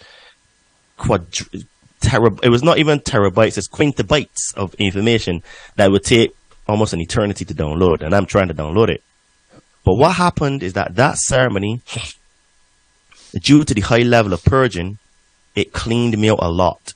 Ernie, anytime I purged like never in my life before. It was, and the thing is, I didn't really eat much that day, so I don't know where it was coming from, but it was just all coming out of me. So that cleaned me all out. And what happened is that at the time I was trying to do email marketing. So I was, trying to write emails and get clients and stuff. And I ended up getting a client. And then what happened is that just before I was dating a girl in Chile. So I went to Chile to see her. And just before I was going to go to Chile, the client canceled the contract with me. And I'm like, oh my gosh, another thing. So I was like getting hit all over the place, right? So anyway, when I went to Chile and to see her, when I was coming back to Mexico, I ended up missing my flight. So I had to go and buy a brand new ticket, another £1,600 I had to pay. Oh. Like I said, Ernie, everything was happening to me. I was getting hit every single way. Economically, emotionally, spiritually, you name it, I was getting hit. Sorry. And during the time when I was in the airport, I had to spend about 18 hours before my next flight. Damn. I was sitting in the chair. I remember I told I did ayahuasca before I left, right? This voice came into my head and said, "Todd, do fitness." And I'm like, "No, I'm not going to do fitness." The voice said to me, "Well, Todd, why not?" I said, "Well, that means I got to get back into shape again. I got to make videos. I don't even know how to edit videos." And the voice said to me, "And so what?" I was like, "But then I can go to take my profile off of private and this and next and third and blah, blah, blah." And the voice was like, "And?" Yeah, and? So yeah, that was the answer. And? So after about 3 to 4 hours of just thinking about it, I said, okay, I'm going to do this fitness thing. So I came back to Mexico, and the funny thing about it is that a year before, I had bought a business system to teach me how to have an online business. Now, at the time, the model was specifically geared to fitness trainers, but it could be used for any online business. There's a system. And then what happened then is that because I had already bought it, all I would have to do is go rewatch all the videos, attend the calls, and instead of instead of making changes that I did for the other business I was trying to do it for fitness. So I had already spent the money, right? And what happened is that because I had bought a business course to learn to do copywriting, I ended up applying that skill to do marketing now on social media, which is what I do. I write posts every day and I use copywriting style to attract clients, right? So what has happened really is that my higher self was guiding me all of this time. So I went to Acapulco. I did ayahuasca, not once, but twice. Then that cleaned me out, connected me to my higher self and my chakras. And then I started communicating with my higher self in real time.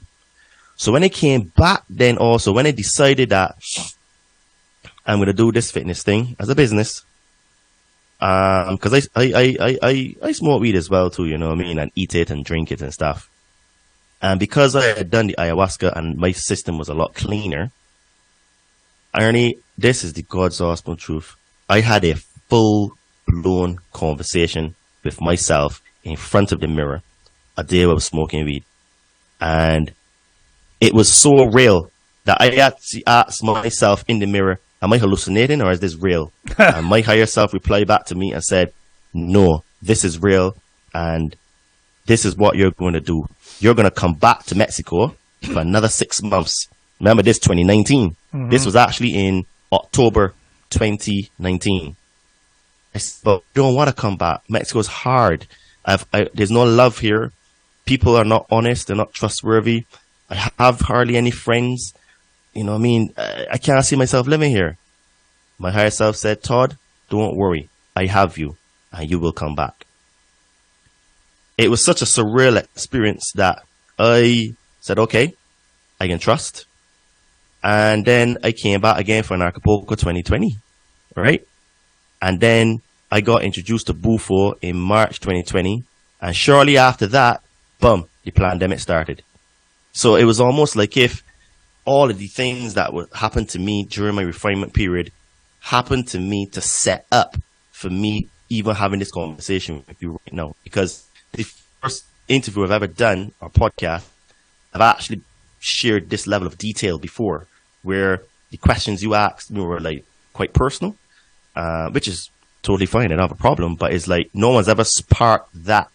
And you like just digging, right? And it's like, wow, it just, all of the things that happened to me were linked. Yeah, no, this is why I want to emphasize, I'm building up to some comments I want to make and get your validation of some of my observations. Because when I first started doing radio back in 2003, I'd been activist for 15 years by then anyway. But what I noticed, you know, when you're doing Terran radio here, you know, all the stations, and then we started doing online and then podcast and other networks and so on. Nobody ever asked why. You know, these people come on and talk about their whatever because they got some affiliate link with the host to sell something, to do whatever, and they're promoting some philosophy or vote for this guy or not that guy or some crap like that. So I hate talking to politicians. And because you can ask them, okay, well, why do you say that? Oh, because this 3x5 card that I got from the special interest said I'm supposed to say this. Okay, well, why is that better? Oh, because, you know, the focus group of the blah, blah, blah. I mean, you get the 3 Ys, you can tell they're full of crap. You know, they don't have a origination story like you do. They don't have, you know, a series of realizations or even seeking the truth. You know, that the fact that you would even do this is a testament to somebody, you know, to you, your genetics, your environment, your mom, your dad, a teacher, a coach, a young employer when you were young, or something that, you know, sends you down this road. And that's why I let you just go on and on and on, because if I can bottle that, if I could get that, read this book, do this thing, do X amount of jumping jacks every day, I mean, whatever the hell it is to save the planet, for general public opinion to be to where, yeah, these guys suck. You know, I don't care about that. I'm doing it. You're still voting. I mean, you know, whatever it is that, you know, there's a common thread. So I'm going to make this statement and, you know, give me a moment and see how far off I am. When I talk to people that have done ayahuasca, this is the most common thread that I get and the way I understand it. And to give because I'm a movie guy and so on, I try to give examples. Somebody has seen a movie and they go, okay, that scene about, what you're talking about. The way I described ayahuasca, since it was one of the second to last Avenger movie or something where Doctor Strange is like, computating all the time stone. He's, how are they going to get out of this? And eventually it was, he's going to give Thanos the stone and then they have to go through the end game, whatever. The point is that he's sitting there going, he's got like, 40 something million scenarios that he went through. Bing! This one is what's going to be the solution. All right. Now this is the scenario that I want to give you. When you're sitting there and you're processing all the paths that you have taken before and that you have opportunities to go from now on. I need to get my mind right. I need to, get my body right. I need to get my, my body chemistry, my, thought process, my environment, my friends, my spouses, my girlfriend, my whatever the hell it is that is blocking. And you don't really know what it is or how to get out of it. When you do ayahuasca, the impression I got from all the people that I've interviewed while they were trailing off on the end of it, in the middle of it, the day after, a year after, because you haven't done it that many. It's not like you're daily dosing ayahuasca. You do it once, a year or two goes by, you do it again. How many times have you done the ceremony? Todd, can you hear me?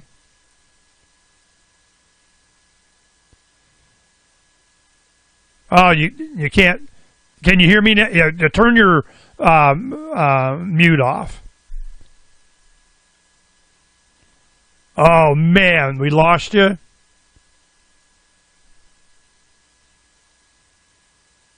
Yeah, he's doing settings.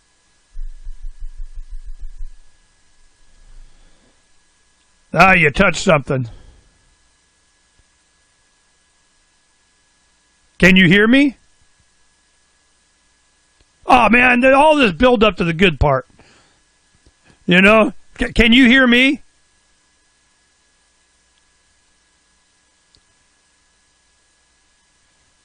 No, he went around. That's what he was doing. He was changing a setting on his computer and it jacked it up. Okay, let's see.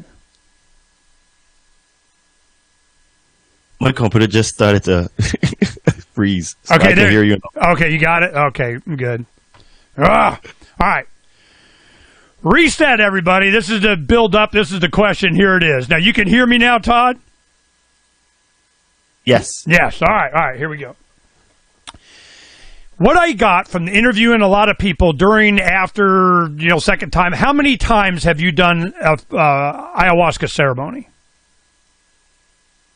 I have done ayahuasca about 4 or 5 times. Okay, from the first time was what, 5-6 years ago? The first time was in 2019. The second time was in 2019 again.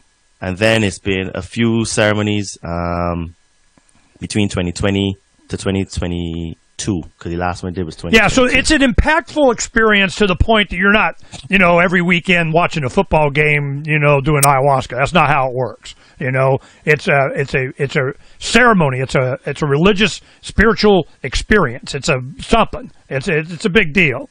And when I talk to people, and I haven't done it because it's just, I have obligations. I don't have time. I'm not, there for very long. I know it has an impact. You need like half a day or a day to, to do it and prepare for it and process the information after and all that kind of stuff. But the impact has been, for those of you that have trauma in your life or you've tried a bunch of things, you've done, this is what I get out of it. I'm going to describe the experience so Todd can confirm or, correct me in my assumptions. I have come of the opinion that it heightens your capacity for your brain to process information and maybe the antenna of your brain to be open to new information. There's some download, there's some, common knowledge, there's some the force or whatever the hell it is.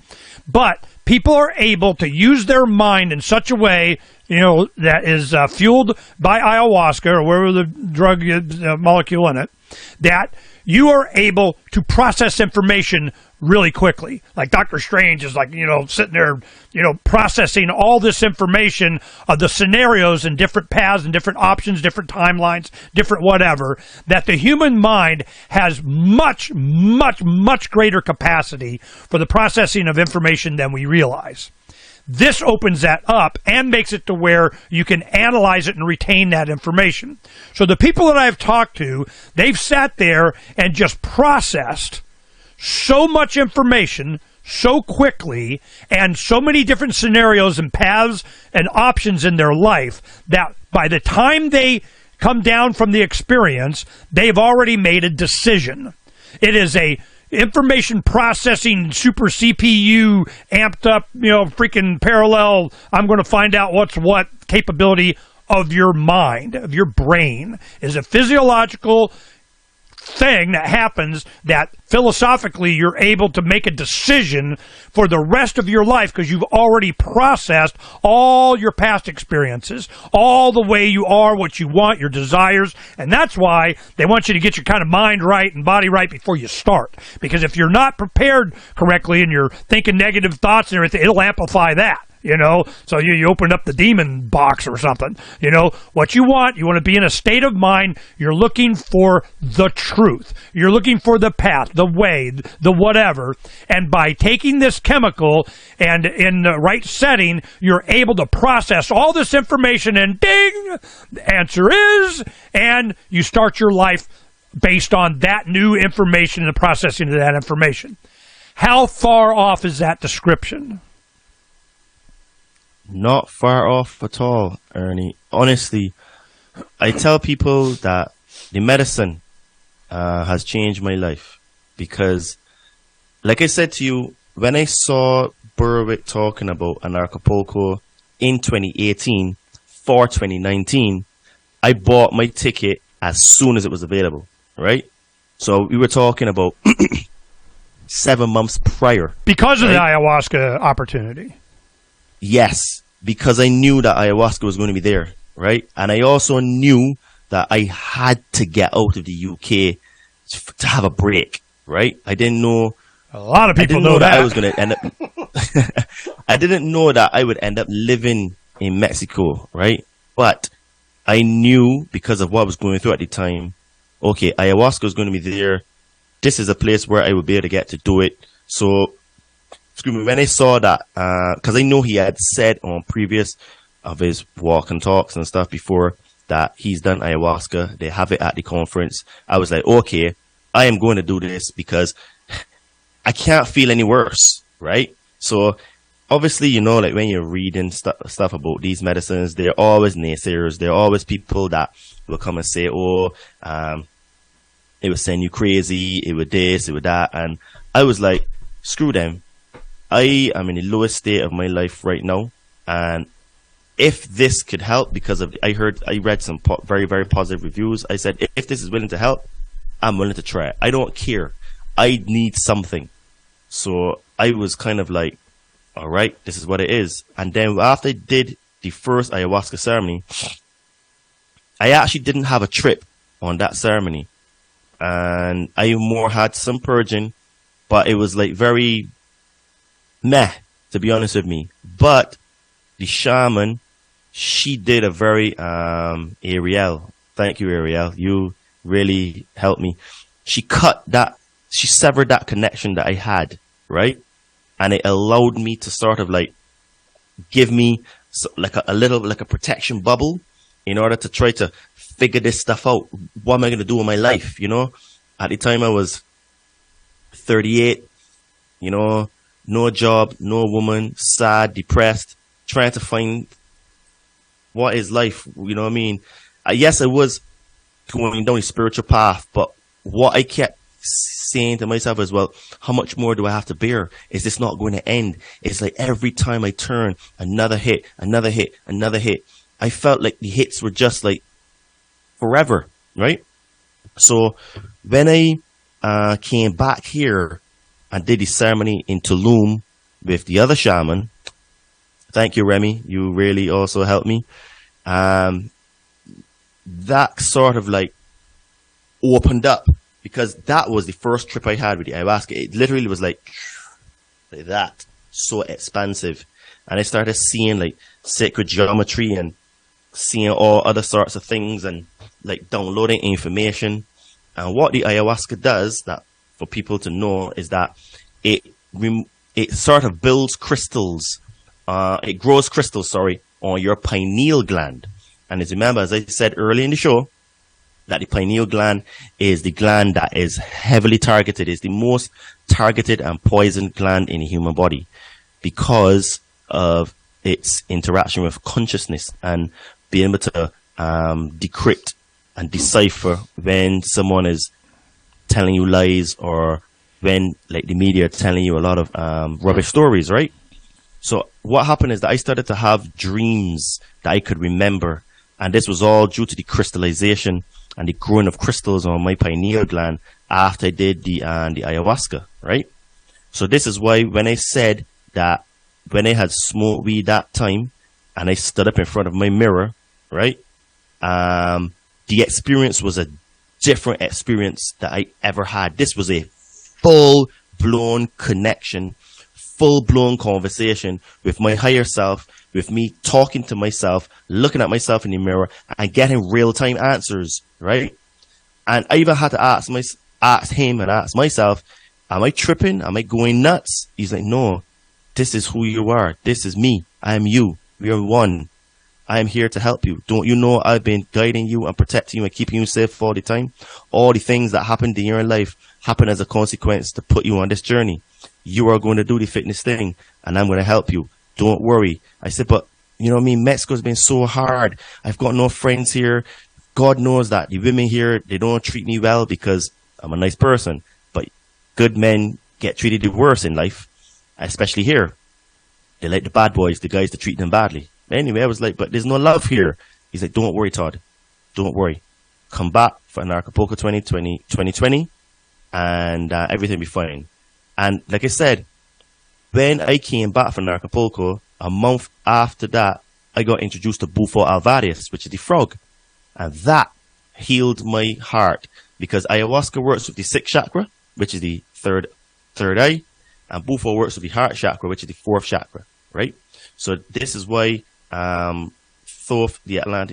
Germain says that your two greatest creative powers are your thoughts and feelings. The thoughts come from the mind, and the feelings come from the heart.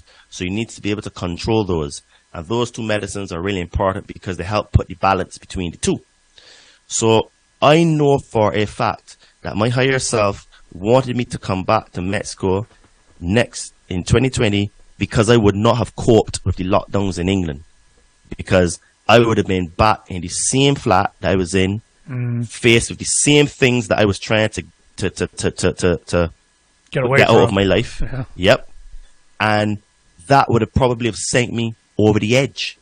So this is why I tell people that, like, the medicine has probably saved my life, because not that I'm saying that I would have committed suicide if I was in England under the lockdowns, but it would have been very, very, very hard that I may have had a complete mental breakdown, like full-on hospitalization, mind gone, right?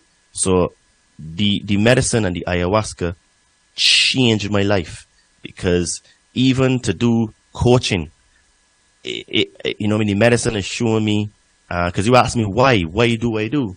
Because when I did the retreat with the Bufo showed me that I am going to be a person that will shepherd the people through what is to come, because people are suffering from the lack of knowledge and consciousness and spirituality, right?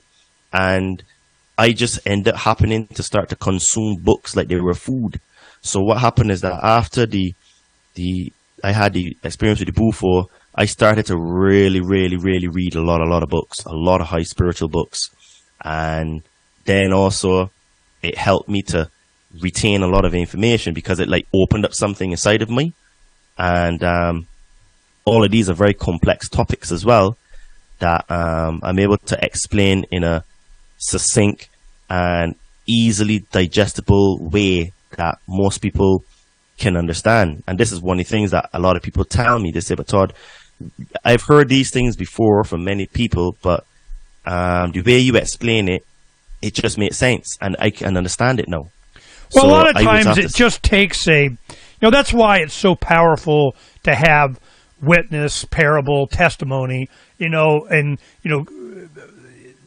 conversion to, any religion or something. Probably the most powerful thing you can do is just give your testimony. This is what happened. That's what you're doing. You're giving your testimony. This is how you witness, is by giving your testimony. This is what happened to me. This is how. This is why. And you get better at it. And some people are better than others. But if you don't have a personal origination story of how it impacted you, a lot of times other people can't relate.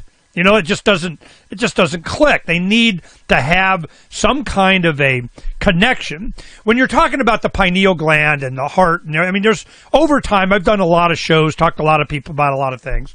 And throughout human history, the pineal gland is represented in so much in hieroglyphics, in religions, in spiritual text. And it's just, even back then, they knew there was something special about this gland that's like at the top of the brain stem or something. It's like the base of the brain way back, in the middle of, whatever. And I am so much, that's why I keep asking these kinds of questions, because if I could bottle this, if all it took was licking a frog, and I'd say that on air, I go, yeah, I'm stuck on a stone, lick a frog, do the right thing, whatever it is, if I could find out, but it really takes more preparation and work to even get to that point. So that you can get the boost or get, your mind right and get open to these things. But it is going to be an enlightenment of humanity. It's going to be general, public opinion that changes stuff.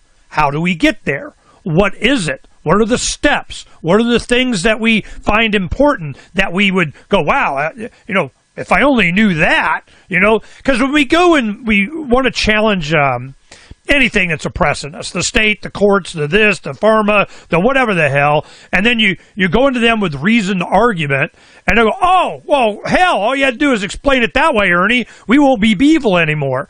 They don't give a crap, Hell, they don't care what you think, or do they? They got the confronting, these the familiars to the vampires. They're people walk around. They're just insulation to the real evil. And once you can recognize that and the power that you have in opposition to that, not just for yourself, but by manifesting it to your circle of friends, your associates, in your business, to other people that around you when you go, and to people of like mind. When they did, I don't know if you were there, one time, I think it was Kat. She asked how many of the, I don't know how many it was, 750, something, about 700 people are there. How many of you are here for the first time? It was 70%. It was pretty high. I was surprised, how, many people there were first time. And, you got to go, why? What drove them? HBO's Anarchist series. If I watched, like, the first episode, okay, I get it. They're just going to do whatever.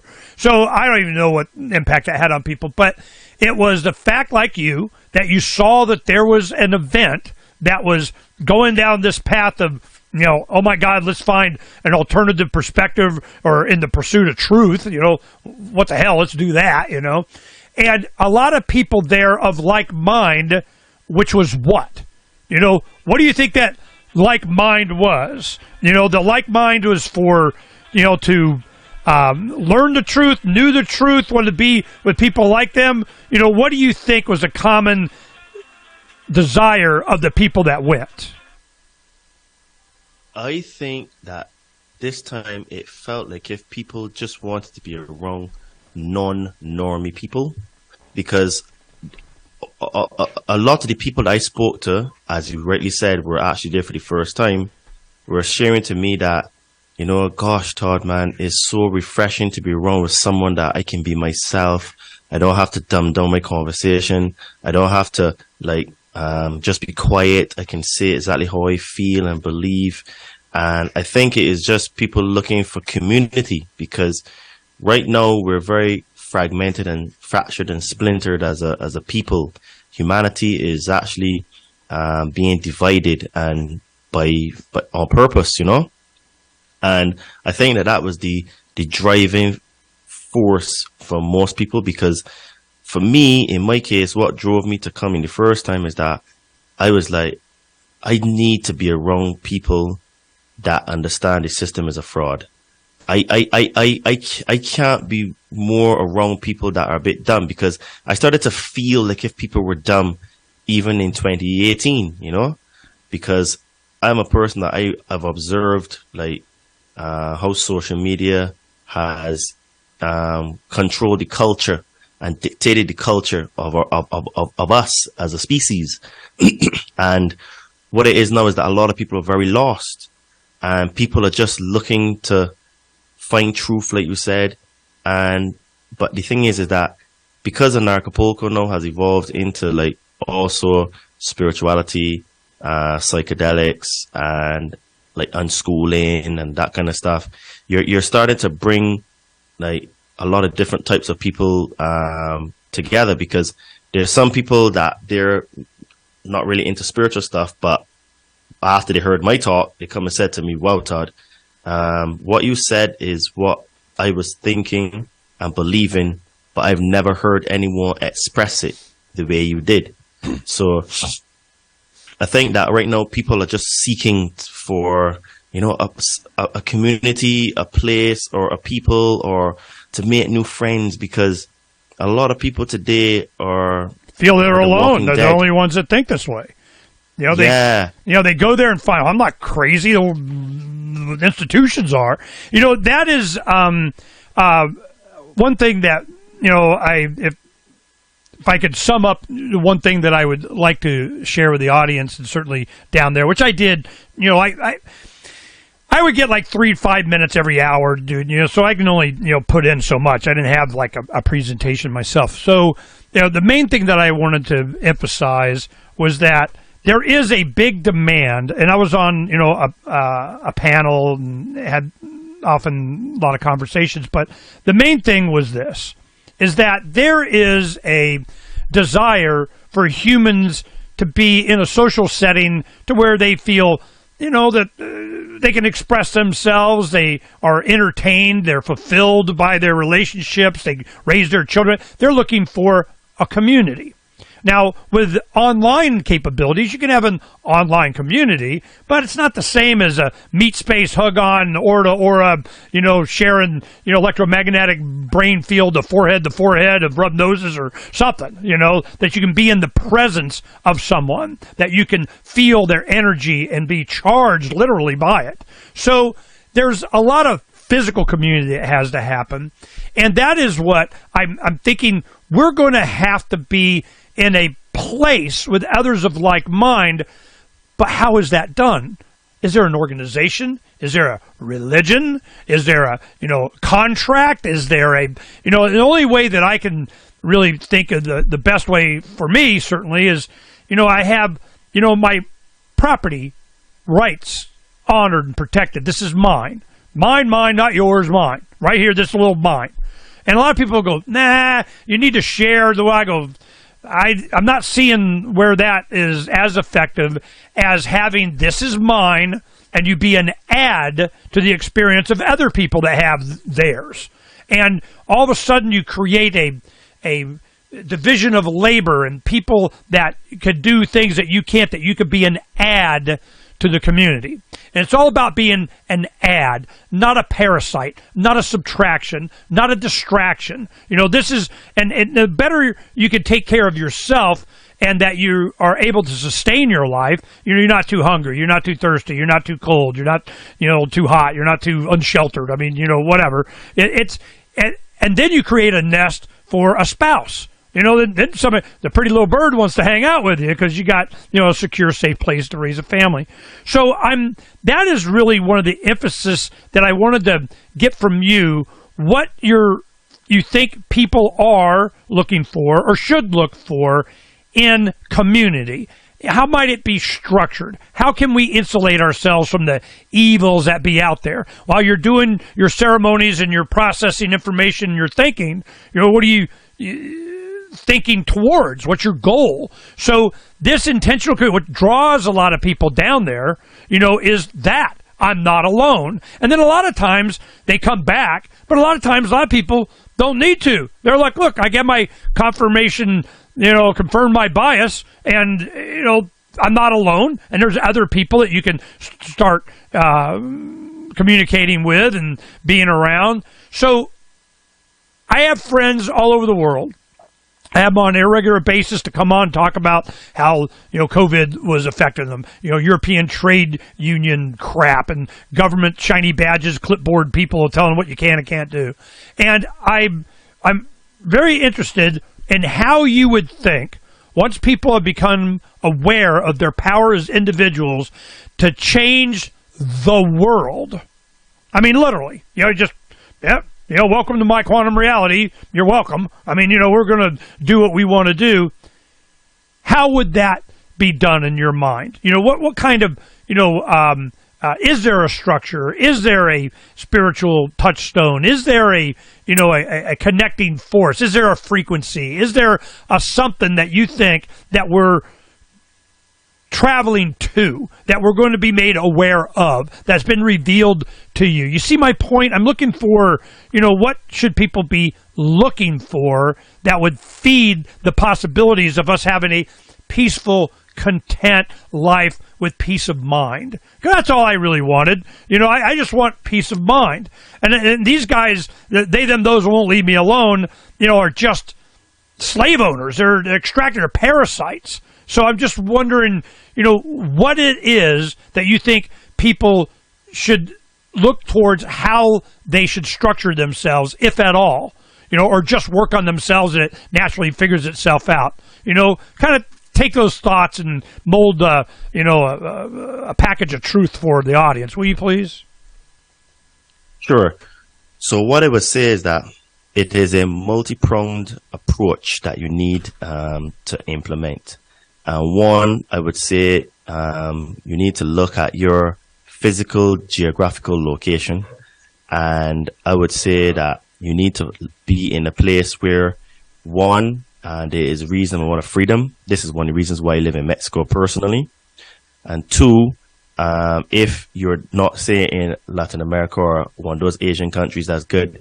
Where you are, get to know your neighbors and the people that are like people that, I don't want to say are influential, but people that have like resources in your area, people that have skills and people that grow their food and all that kind of stuff. Because what is going to end up happening is that the whole matrix is going to crash, and we're going to have to start looking at local. Instead of being global, we're going to have to be neighborhood to neighborhood, where each neighborhood will start to have to take care of themselves, where I grow chickens, you grow sheep, we can swap meat and barter and stuff like that. And what that does now is that the food would be organic and or not more naturally juiced by default. And then two, also you need to start to get yourself into physical shape, because you will have to end up protecting your food from the zombies, because there are a lot of people that don't even have $500 in their bank account in case for a rainy day, right? Or in our case, £500 in England. And in my case, I should say, sorry. And they know it means then that you have to start to look at the economic part, right? Because you have to make sure that you have resources to be able to weather the storm. And one of the things that one of my mentors says is that true wealth is the ability to not work for a considerable amount of time and still live the exact same lifestyle. So it means then you have to start to get some cash flow coming into your bank account, because if this whole system shuts down, you have to rely on the savings that you have until, whether that is in the form of cryptocurrency, metals, or fiat currency at the time, because for a point in time, fiat currency will be the king, because that's the only thing that people will trust before mass consciousness comes to like cryptocurrencies and precious metals, etc. So you would have to have some sort of cash. You need to start generating some cash, because one of the things that the reason why the matrix is so powerful is that it has unlimited resources. So we as a community now have to start to tap into our community and help each other to grow our businesses, because we will be the chain. All of us are important links in the chain, and the chain is only as strong as its weakest link. So if we have all this knowledge and consciousness and a physical good health, but we're not getting any cash flow to maybe even move to another country, build the bunker that you want, stock up on food, maybe guns, bullets, whatever, you need cash for that, because the stronger we are, the better we can fear what is to come, right? And what it means then is that we would have the community of like-minded people, so it's not full of normies. Also, what we need to do then is start to read books, because at the end of the day, we live in reasonable peace times. Even though there is censorship on the internet, you can still get most books, right? Except probably the book that we spoke about, the Protocols of the Learned Elders of Zion. That might be a bit difficult to get, but most books you can get. Start reading books. What this will do is that it will stop you from paying so much attention to social media and the mainstream media.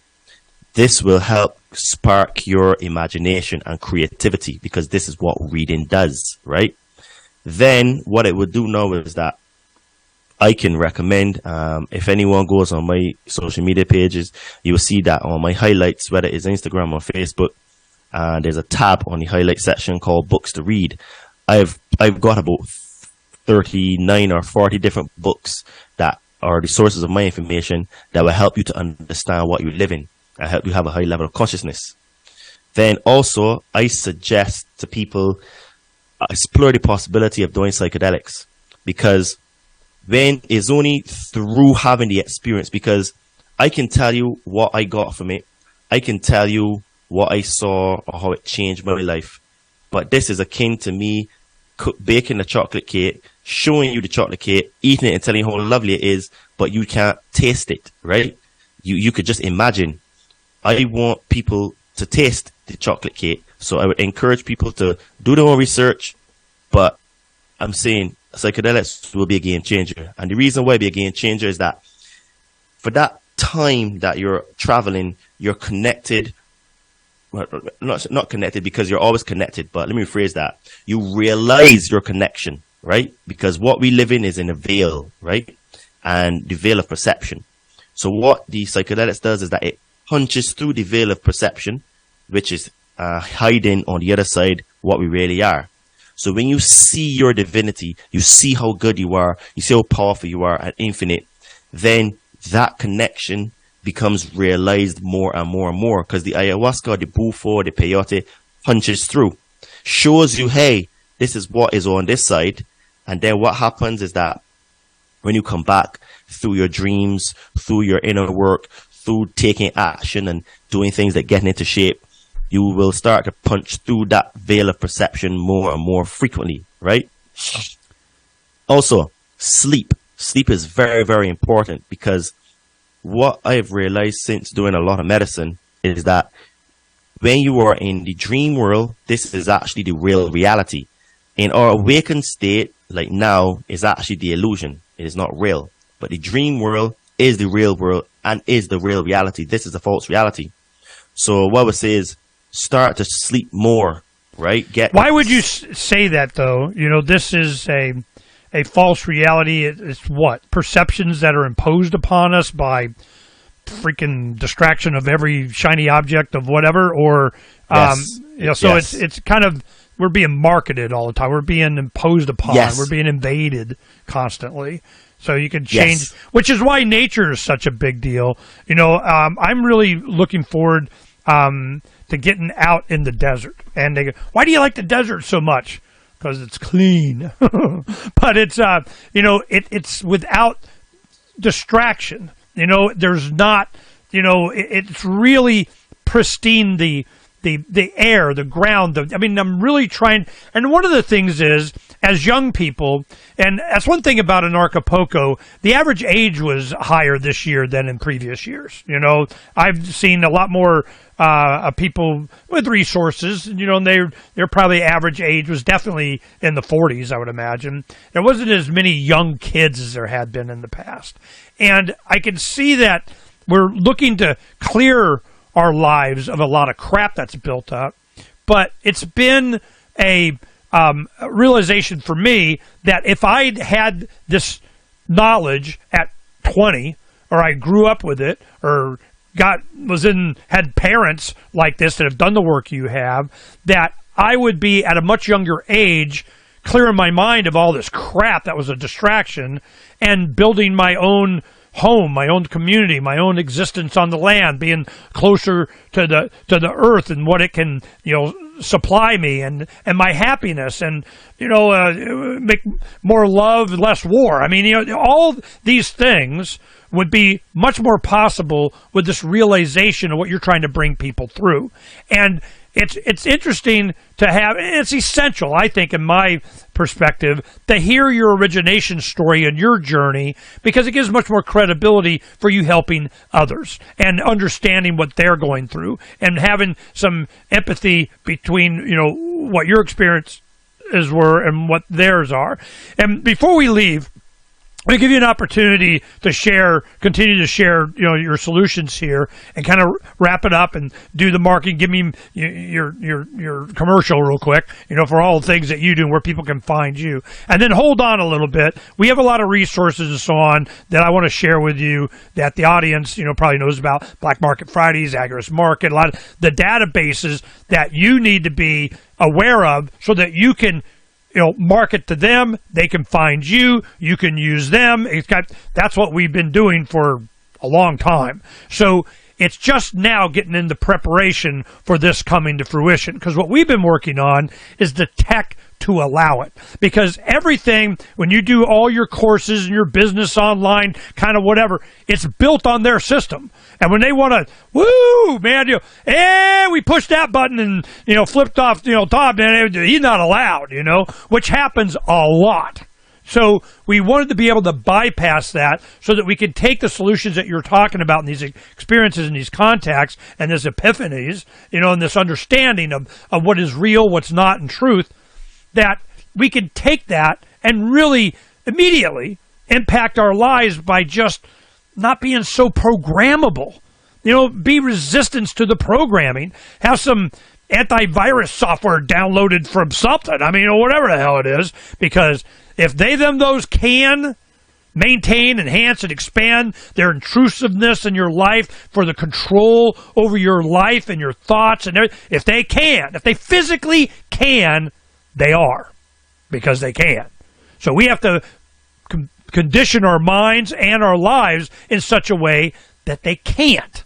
I'm not distracted by, that TikTok. I'm not distracted by, that new tech of whatever, the whiz-bang gizmo I buy at the whatever. I'm not. Because why? Because Todd's helped us out. Todd's been down this path. Todd has had, realizations of a lot of the experiences that he's had that's probably resonates with a lot of you. Listening to his story, you're going, well, hell, I know what that is, I want to be like Todd. So go ahead, give the commercial to how you can be an assistant, a coach, a help, a crutch, a segue into a much better life and what you offer them with all these experiences. Will you, Todd? Yeah, sure. So basically, I say all the time that I help spiritually inclined people burn fat and build muscle. And from our conversation, you can tell that the mental part of the human as well as the spiritual part, I also look at, because I realize that you can't just work on the body, but the body is very important because it is the entry point to living the life that you want, feeling the way you want to feel, attracting the things that you want, because what will happen is that you will have more credibility when you're in shape. Because what happens is that when you get into shape, people can tell, okay, straight away, this guy is disciplined and committed, right? And this is what I want my brothers and sisters to have and to feel. I want that when you go into a room, people just like, wow, who are you, right? You just bring this essence and this energy. And that comes as well from not only being in physical shape, but being in good mental shape, having a good mindset, right? And also then being very spiritually aware, having consciousness. Consciousness really just means knowledge of self and knowing that I am you, you are me, and together we're one, because we are really one mind, one body, one spirit, one consciousness, right? This is why Christ said that for I am in you and you are in me, and I want them, meaning us, to be one with us, right? So we're actually one, and Christ was just an ascended master who came to teach us that to go inside, look for the kingdom within, so that we can realize our divinity, because we are truly beautiful and incredible beings. But the system, the matrix, the Anunnaki, the rulers and the principalities of this world have dumbed us down and taken away our birthright, which is to be realized that we all are God. The animals are God, the plants are God, I am God, you are God, we're all God. And when we realize that, okay, because of the law of energy, how I treat you, other people will treat me. So maybe if I treat you badly today, another person will not treat me badly tomorrow. But what about next week, next year, 5 years from now? It all comes back, right? Because it all goes into the ether. So when you are living in love, you're strong, brave, and powerful. You can defend when you're being attacked, but you don't attack, because all you do is you are so strong in your constitution that by default, those people that will want to come and attack you will fear you, because you are so grounded in yourself. But in order to get to that level, you need to work on yourself, which is why my take is that you go through the body, get it strong, and that opens up all the different levels of love, happiness, and abundance. And so that you can attract the mate that you want, because we have right now is very, very difficult for dating in the world, because most people are jabbed, and that's quite unfortunate.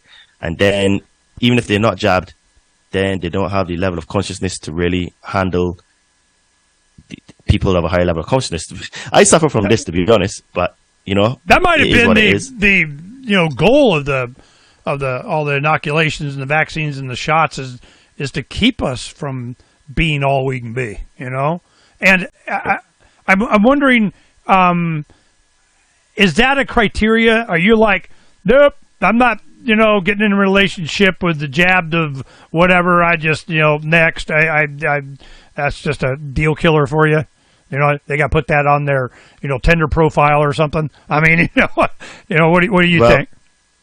To be honest with you, no one's ever asked me that question, but if I'm going to have a long-term relationship with a person now, she has to be unvaxxed, right? Has to be, because there's so much evidence out there that shows that vaxxed people have a lot of birth deformities for children. And I honestly would not want to go through that, man. That would be very heartbreaking. Yeah, it's just like, you're talking about the Sumerian fight between good and evil and the gods, and how we changed man and changed mRNA. I mean, yes. Here they come. It's the same kind of. They're going to be writing books about what happened now, and you listen to Mark Passio or Max Egan or Graham Hancock or a lot of the history we're being told. It's not really what the history was, and that we might have gone through cycles before. There may have been advanced civilization before, and then we had, whatever happens to the earth, and, swallows it up and redoes it and whatever the heck. But the point is that, when you go 20, 30, 40,000 years from now, and you look back at this time, there's going to be stories of they did it again. They tried to, change humanity to serve the interest of not us, And that was one thing why this shows Declare Your Independence with Ernest Hancock. The Declaration of Independence, the purpose of government, defense of individual rights. When it doesn't do that, it's time to alter or abolish. It's your right, your duty. Well, that mindset, that concept of any collective, any kind of a social structure that we do, the only reason they're there is to protect us against, aggression from outside and inside. Well, then, as soon as you create an organization around a philosophy like that, sooner or later the organization becomes more important than the reason you created it. So I'm going, yeah, I can see. So I'm like, if you're going to create something, I'd like rather uncreate it, or make it to where it can't become this all-encompassing, all-powerful, all-regulated, all-permission slip asking, whatever the hell it is. So that is where kind of I start from, is what is the proper role of any of us coming together to accomplish something? The pursuit of happiness. Your life, liberty, and your individual pursuit of whatever happiness you have, which may not be somebody else's, as long as your pursuit doesn't get in the way of my pursuit. What do I give a crap what you do? But when you are selecting for a mate, you want to be of like mind. You want to be in sync on some basic fundamental things, like not let, the demagogue of I rule you, Klaus Schwab, get to change your DNA. I'm like, I vote not that, So what was the reason that you didn't get the jab? You're like, all the fear porn that was going on, and you're like, I think I'll decline. Why? Well, I am probably one of the few people in the world that has been privy to certain information, because my good mate and mentor, he used to work at one of the biggest pharmaceutical companies in the world. And he basically was told off the records exactly what these jabs are. He actually went to the Koch Institute in Germany to find out about this supposed virus. And he was politely escorted out by security because they confirmed to him that they have no postulates, they have no information, they don't have anything, and this was at the height of the pandemic. So I knew from day one it was all BS. And then also, while I did not know that it would change your DNA and all that stuff at the time, he said to me, Todd, this is a lethal shot and you stay away from it as much as you can. And I'm like, dude, you preaching to the choir, because I already know that I had watched Del Bigtree's documentary Vaxxed. And I knew that all these injections are terrible. So I was like, from very, very early on, knew that this was all crap and not to get the jab. And in terms of me finding a mate, I think, I'll be honest with you, Ernie, man, it is not that it's very difficult to find a woman out there that has a level of consciousness to understand that these things are how I say they are, or wants to learn, that is unvaxxed. Because most people today now, if they're not unvaxxed, they're a very low level of consciousness and they're not honest with themselves. So what ends up happening is that they're not honest with me. So what I do is I just focus on my students, helping them getting the best shape of their life, building my business, teaching people the things that I can teach on podcasts. And if someone comes, the door is open. I'm not going to close it. But honestly, from living here in Mexico for 3.5 years, I can categorically say that there's no love here. And that is because I think the system here in Mexico is very, very corrupt. So people don't trust each other, so they don't trust you. So why are you there? To be a light to these people, an example, a counter? No, I love freedom. I love freedom. I love living in freedom, and I love the life I live, right? And this year I am going to start back traveling a lot more as I used to do in England. Mexico is great because domestic flights are not expensive, and I've worked on myself enough now that I am ready to do the things that I used to do before, because it is all about passing through the fire of refinement, and I've passed through that, and now I have embraced my talents and teaching and doing podcasts. Well, where would you find, a mate with this this understanding of the community down there. You know, and I want you to be happy, as I would like anybody to be. Certainly, that's enlightened. But where are you going to look? Is there, freedom and spouses? There's an app for that. Is it called, Tender Poco or whatever the hell? I mean, what is it? The mechanism that you're going to look to find love? I'll be honest with you. I'm going to stop looking for it because I realize that when you keep looking for something, you don't find it. So I'm just going to focus on the things that I'm good at and the people that I help. And when it happens because, I'm 41 years old and I am ready for a serious relationship with someone. But most chicks today, they're not into that because younger girls, to be honest, all they want to do is put up butt pics on social media. And I'm not into all of that. Yes, I use social media a lot, but I use it for business, not for pleasure.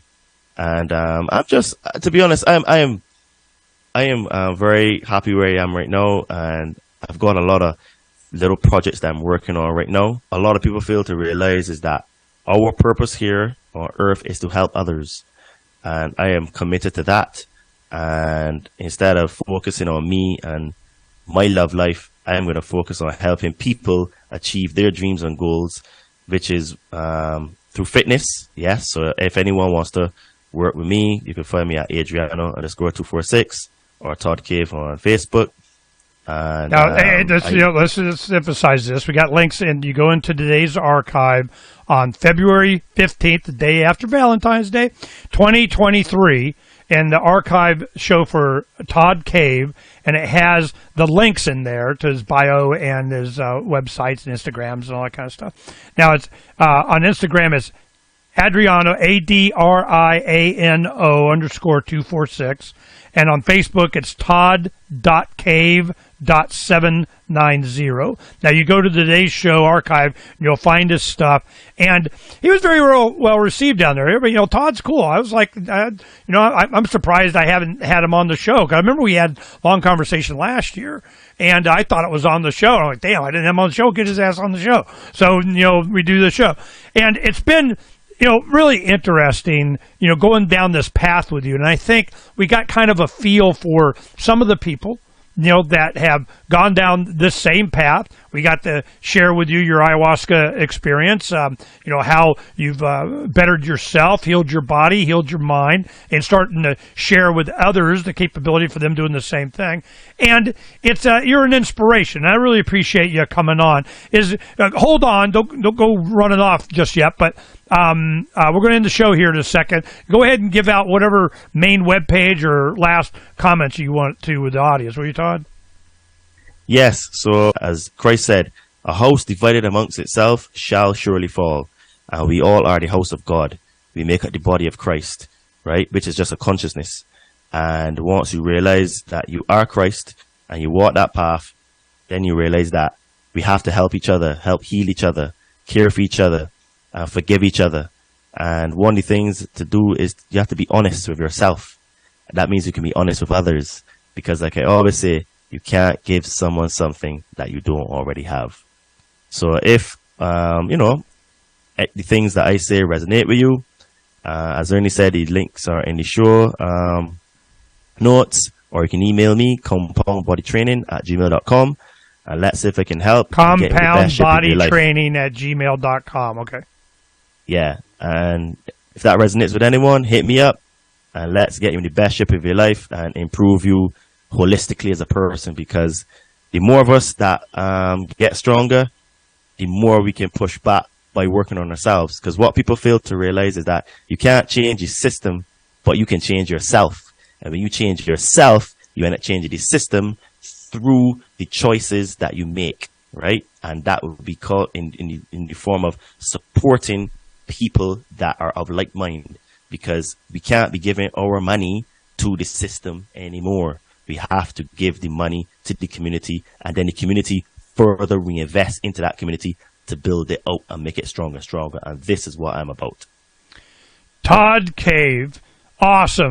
Thank you very much for sharing with us. Don't go anywhere, because I want to get you hooked into some of our databases and other people doing stuff that I think you'd be a good add to.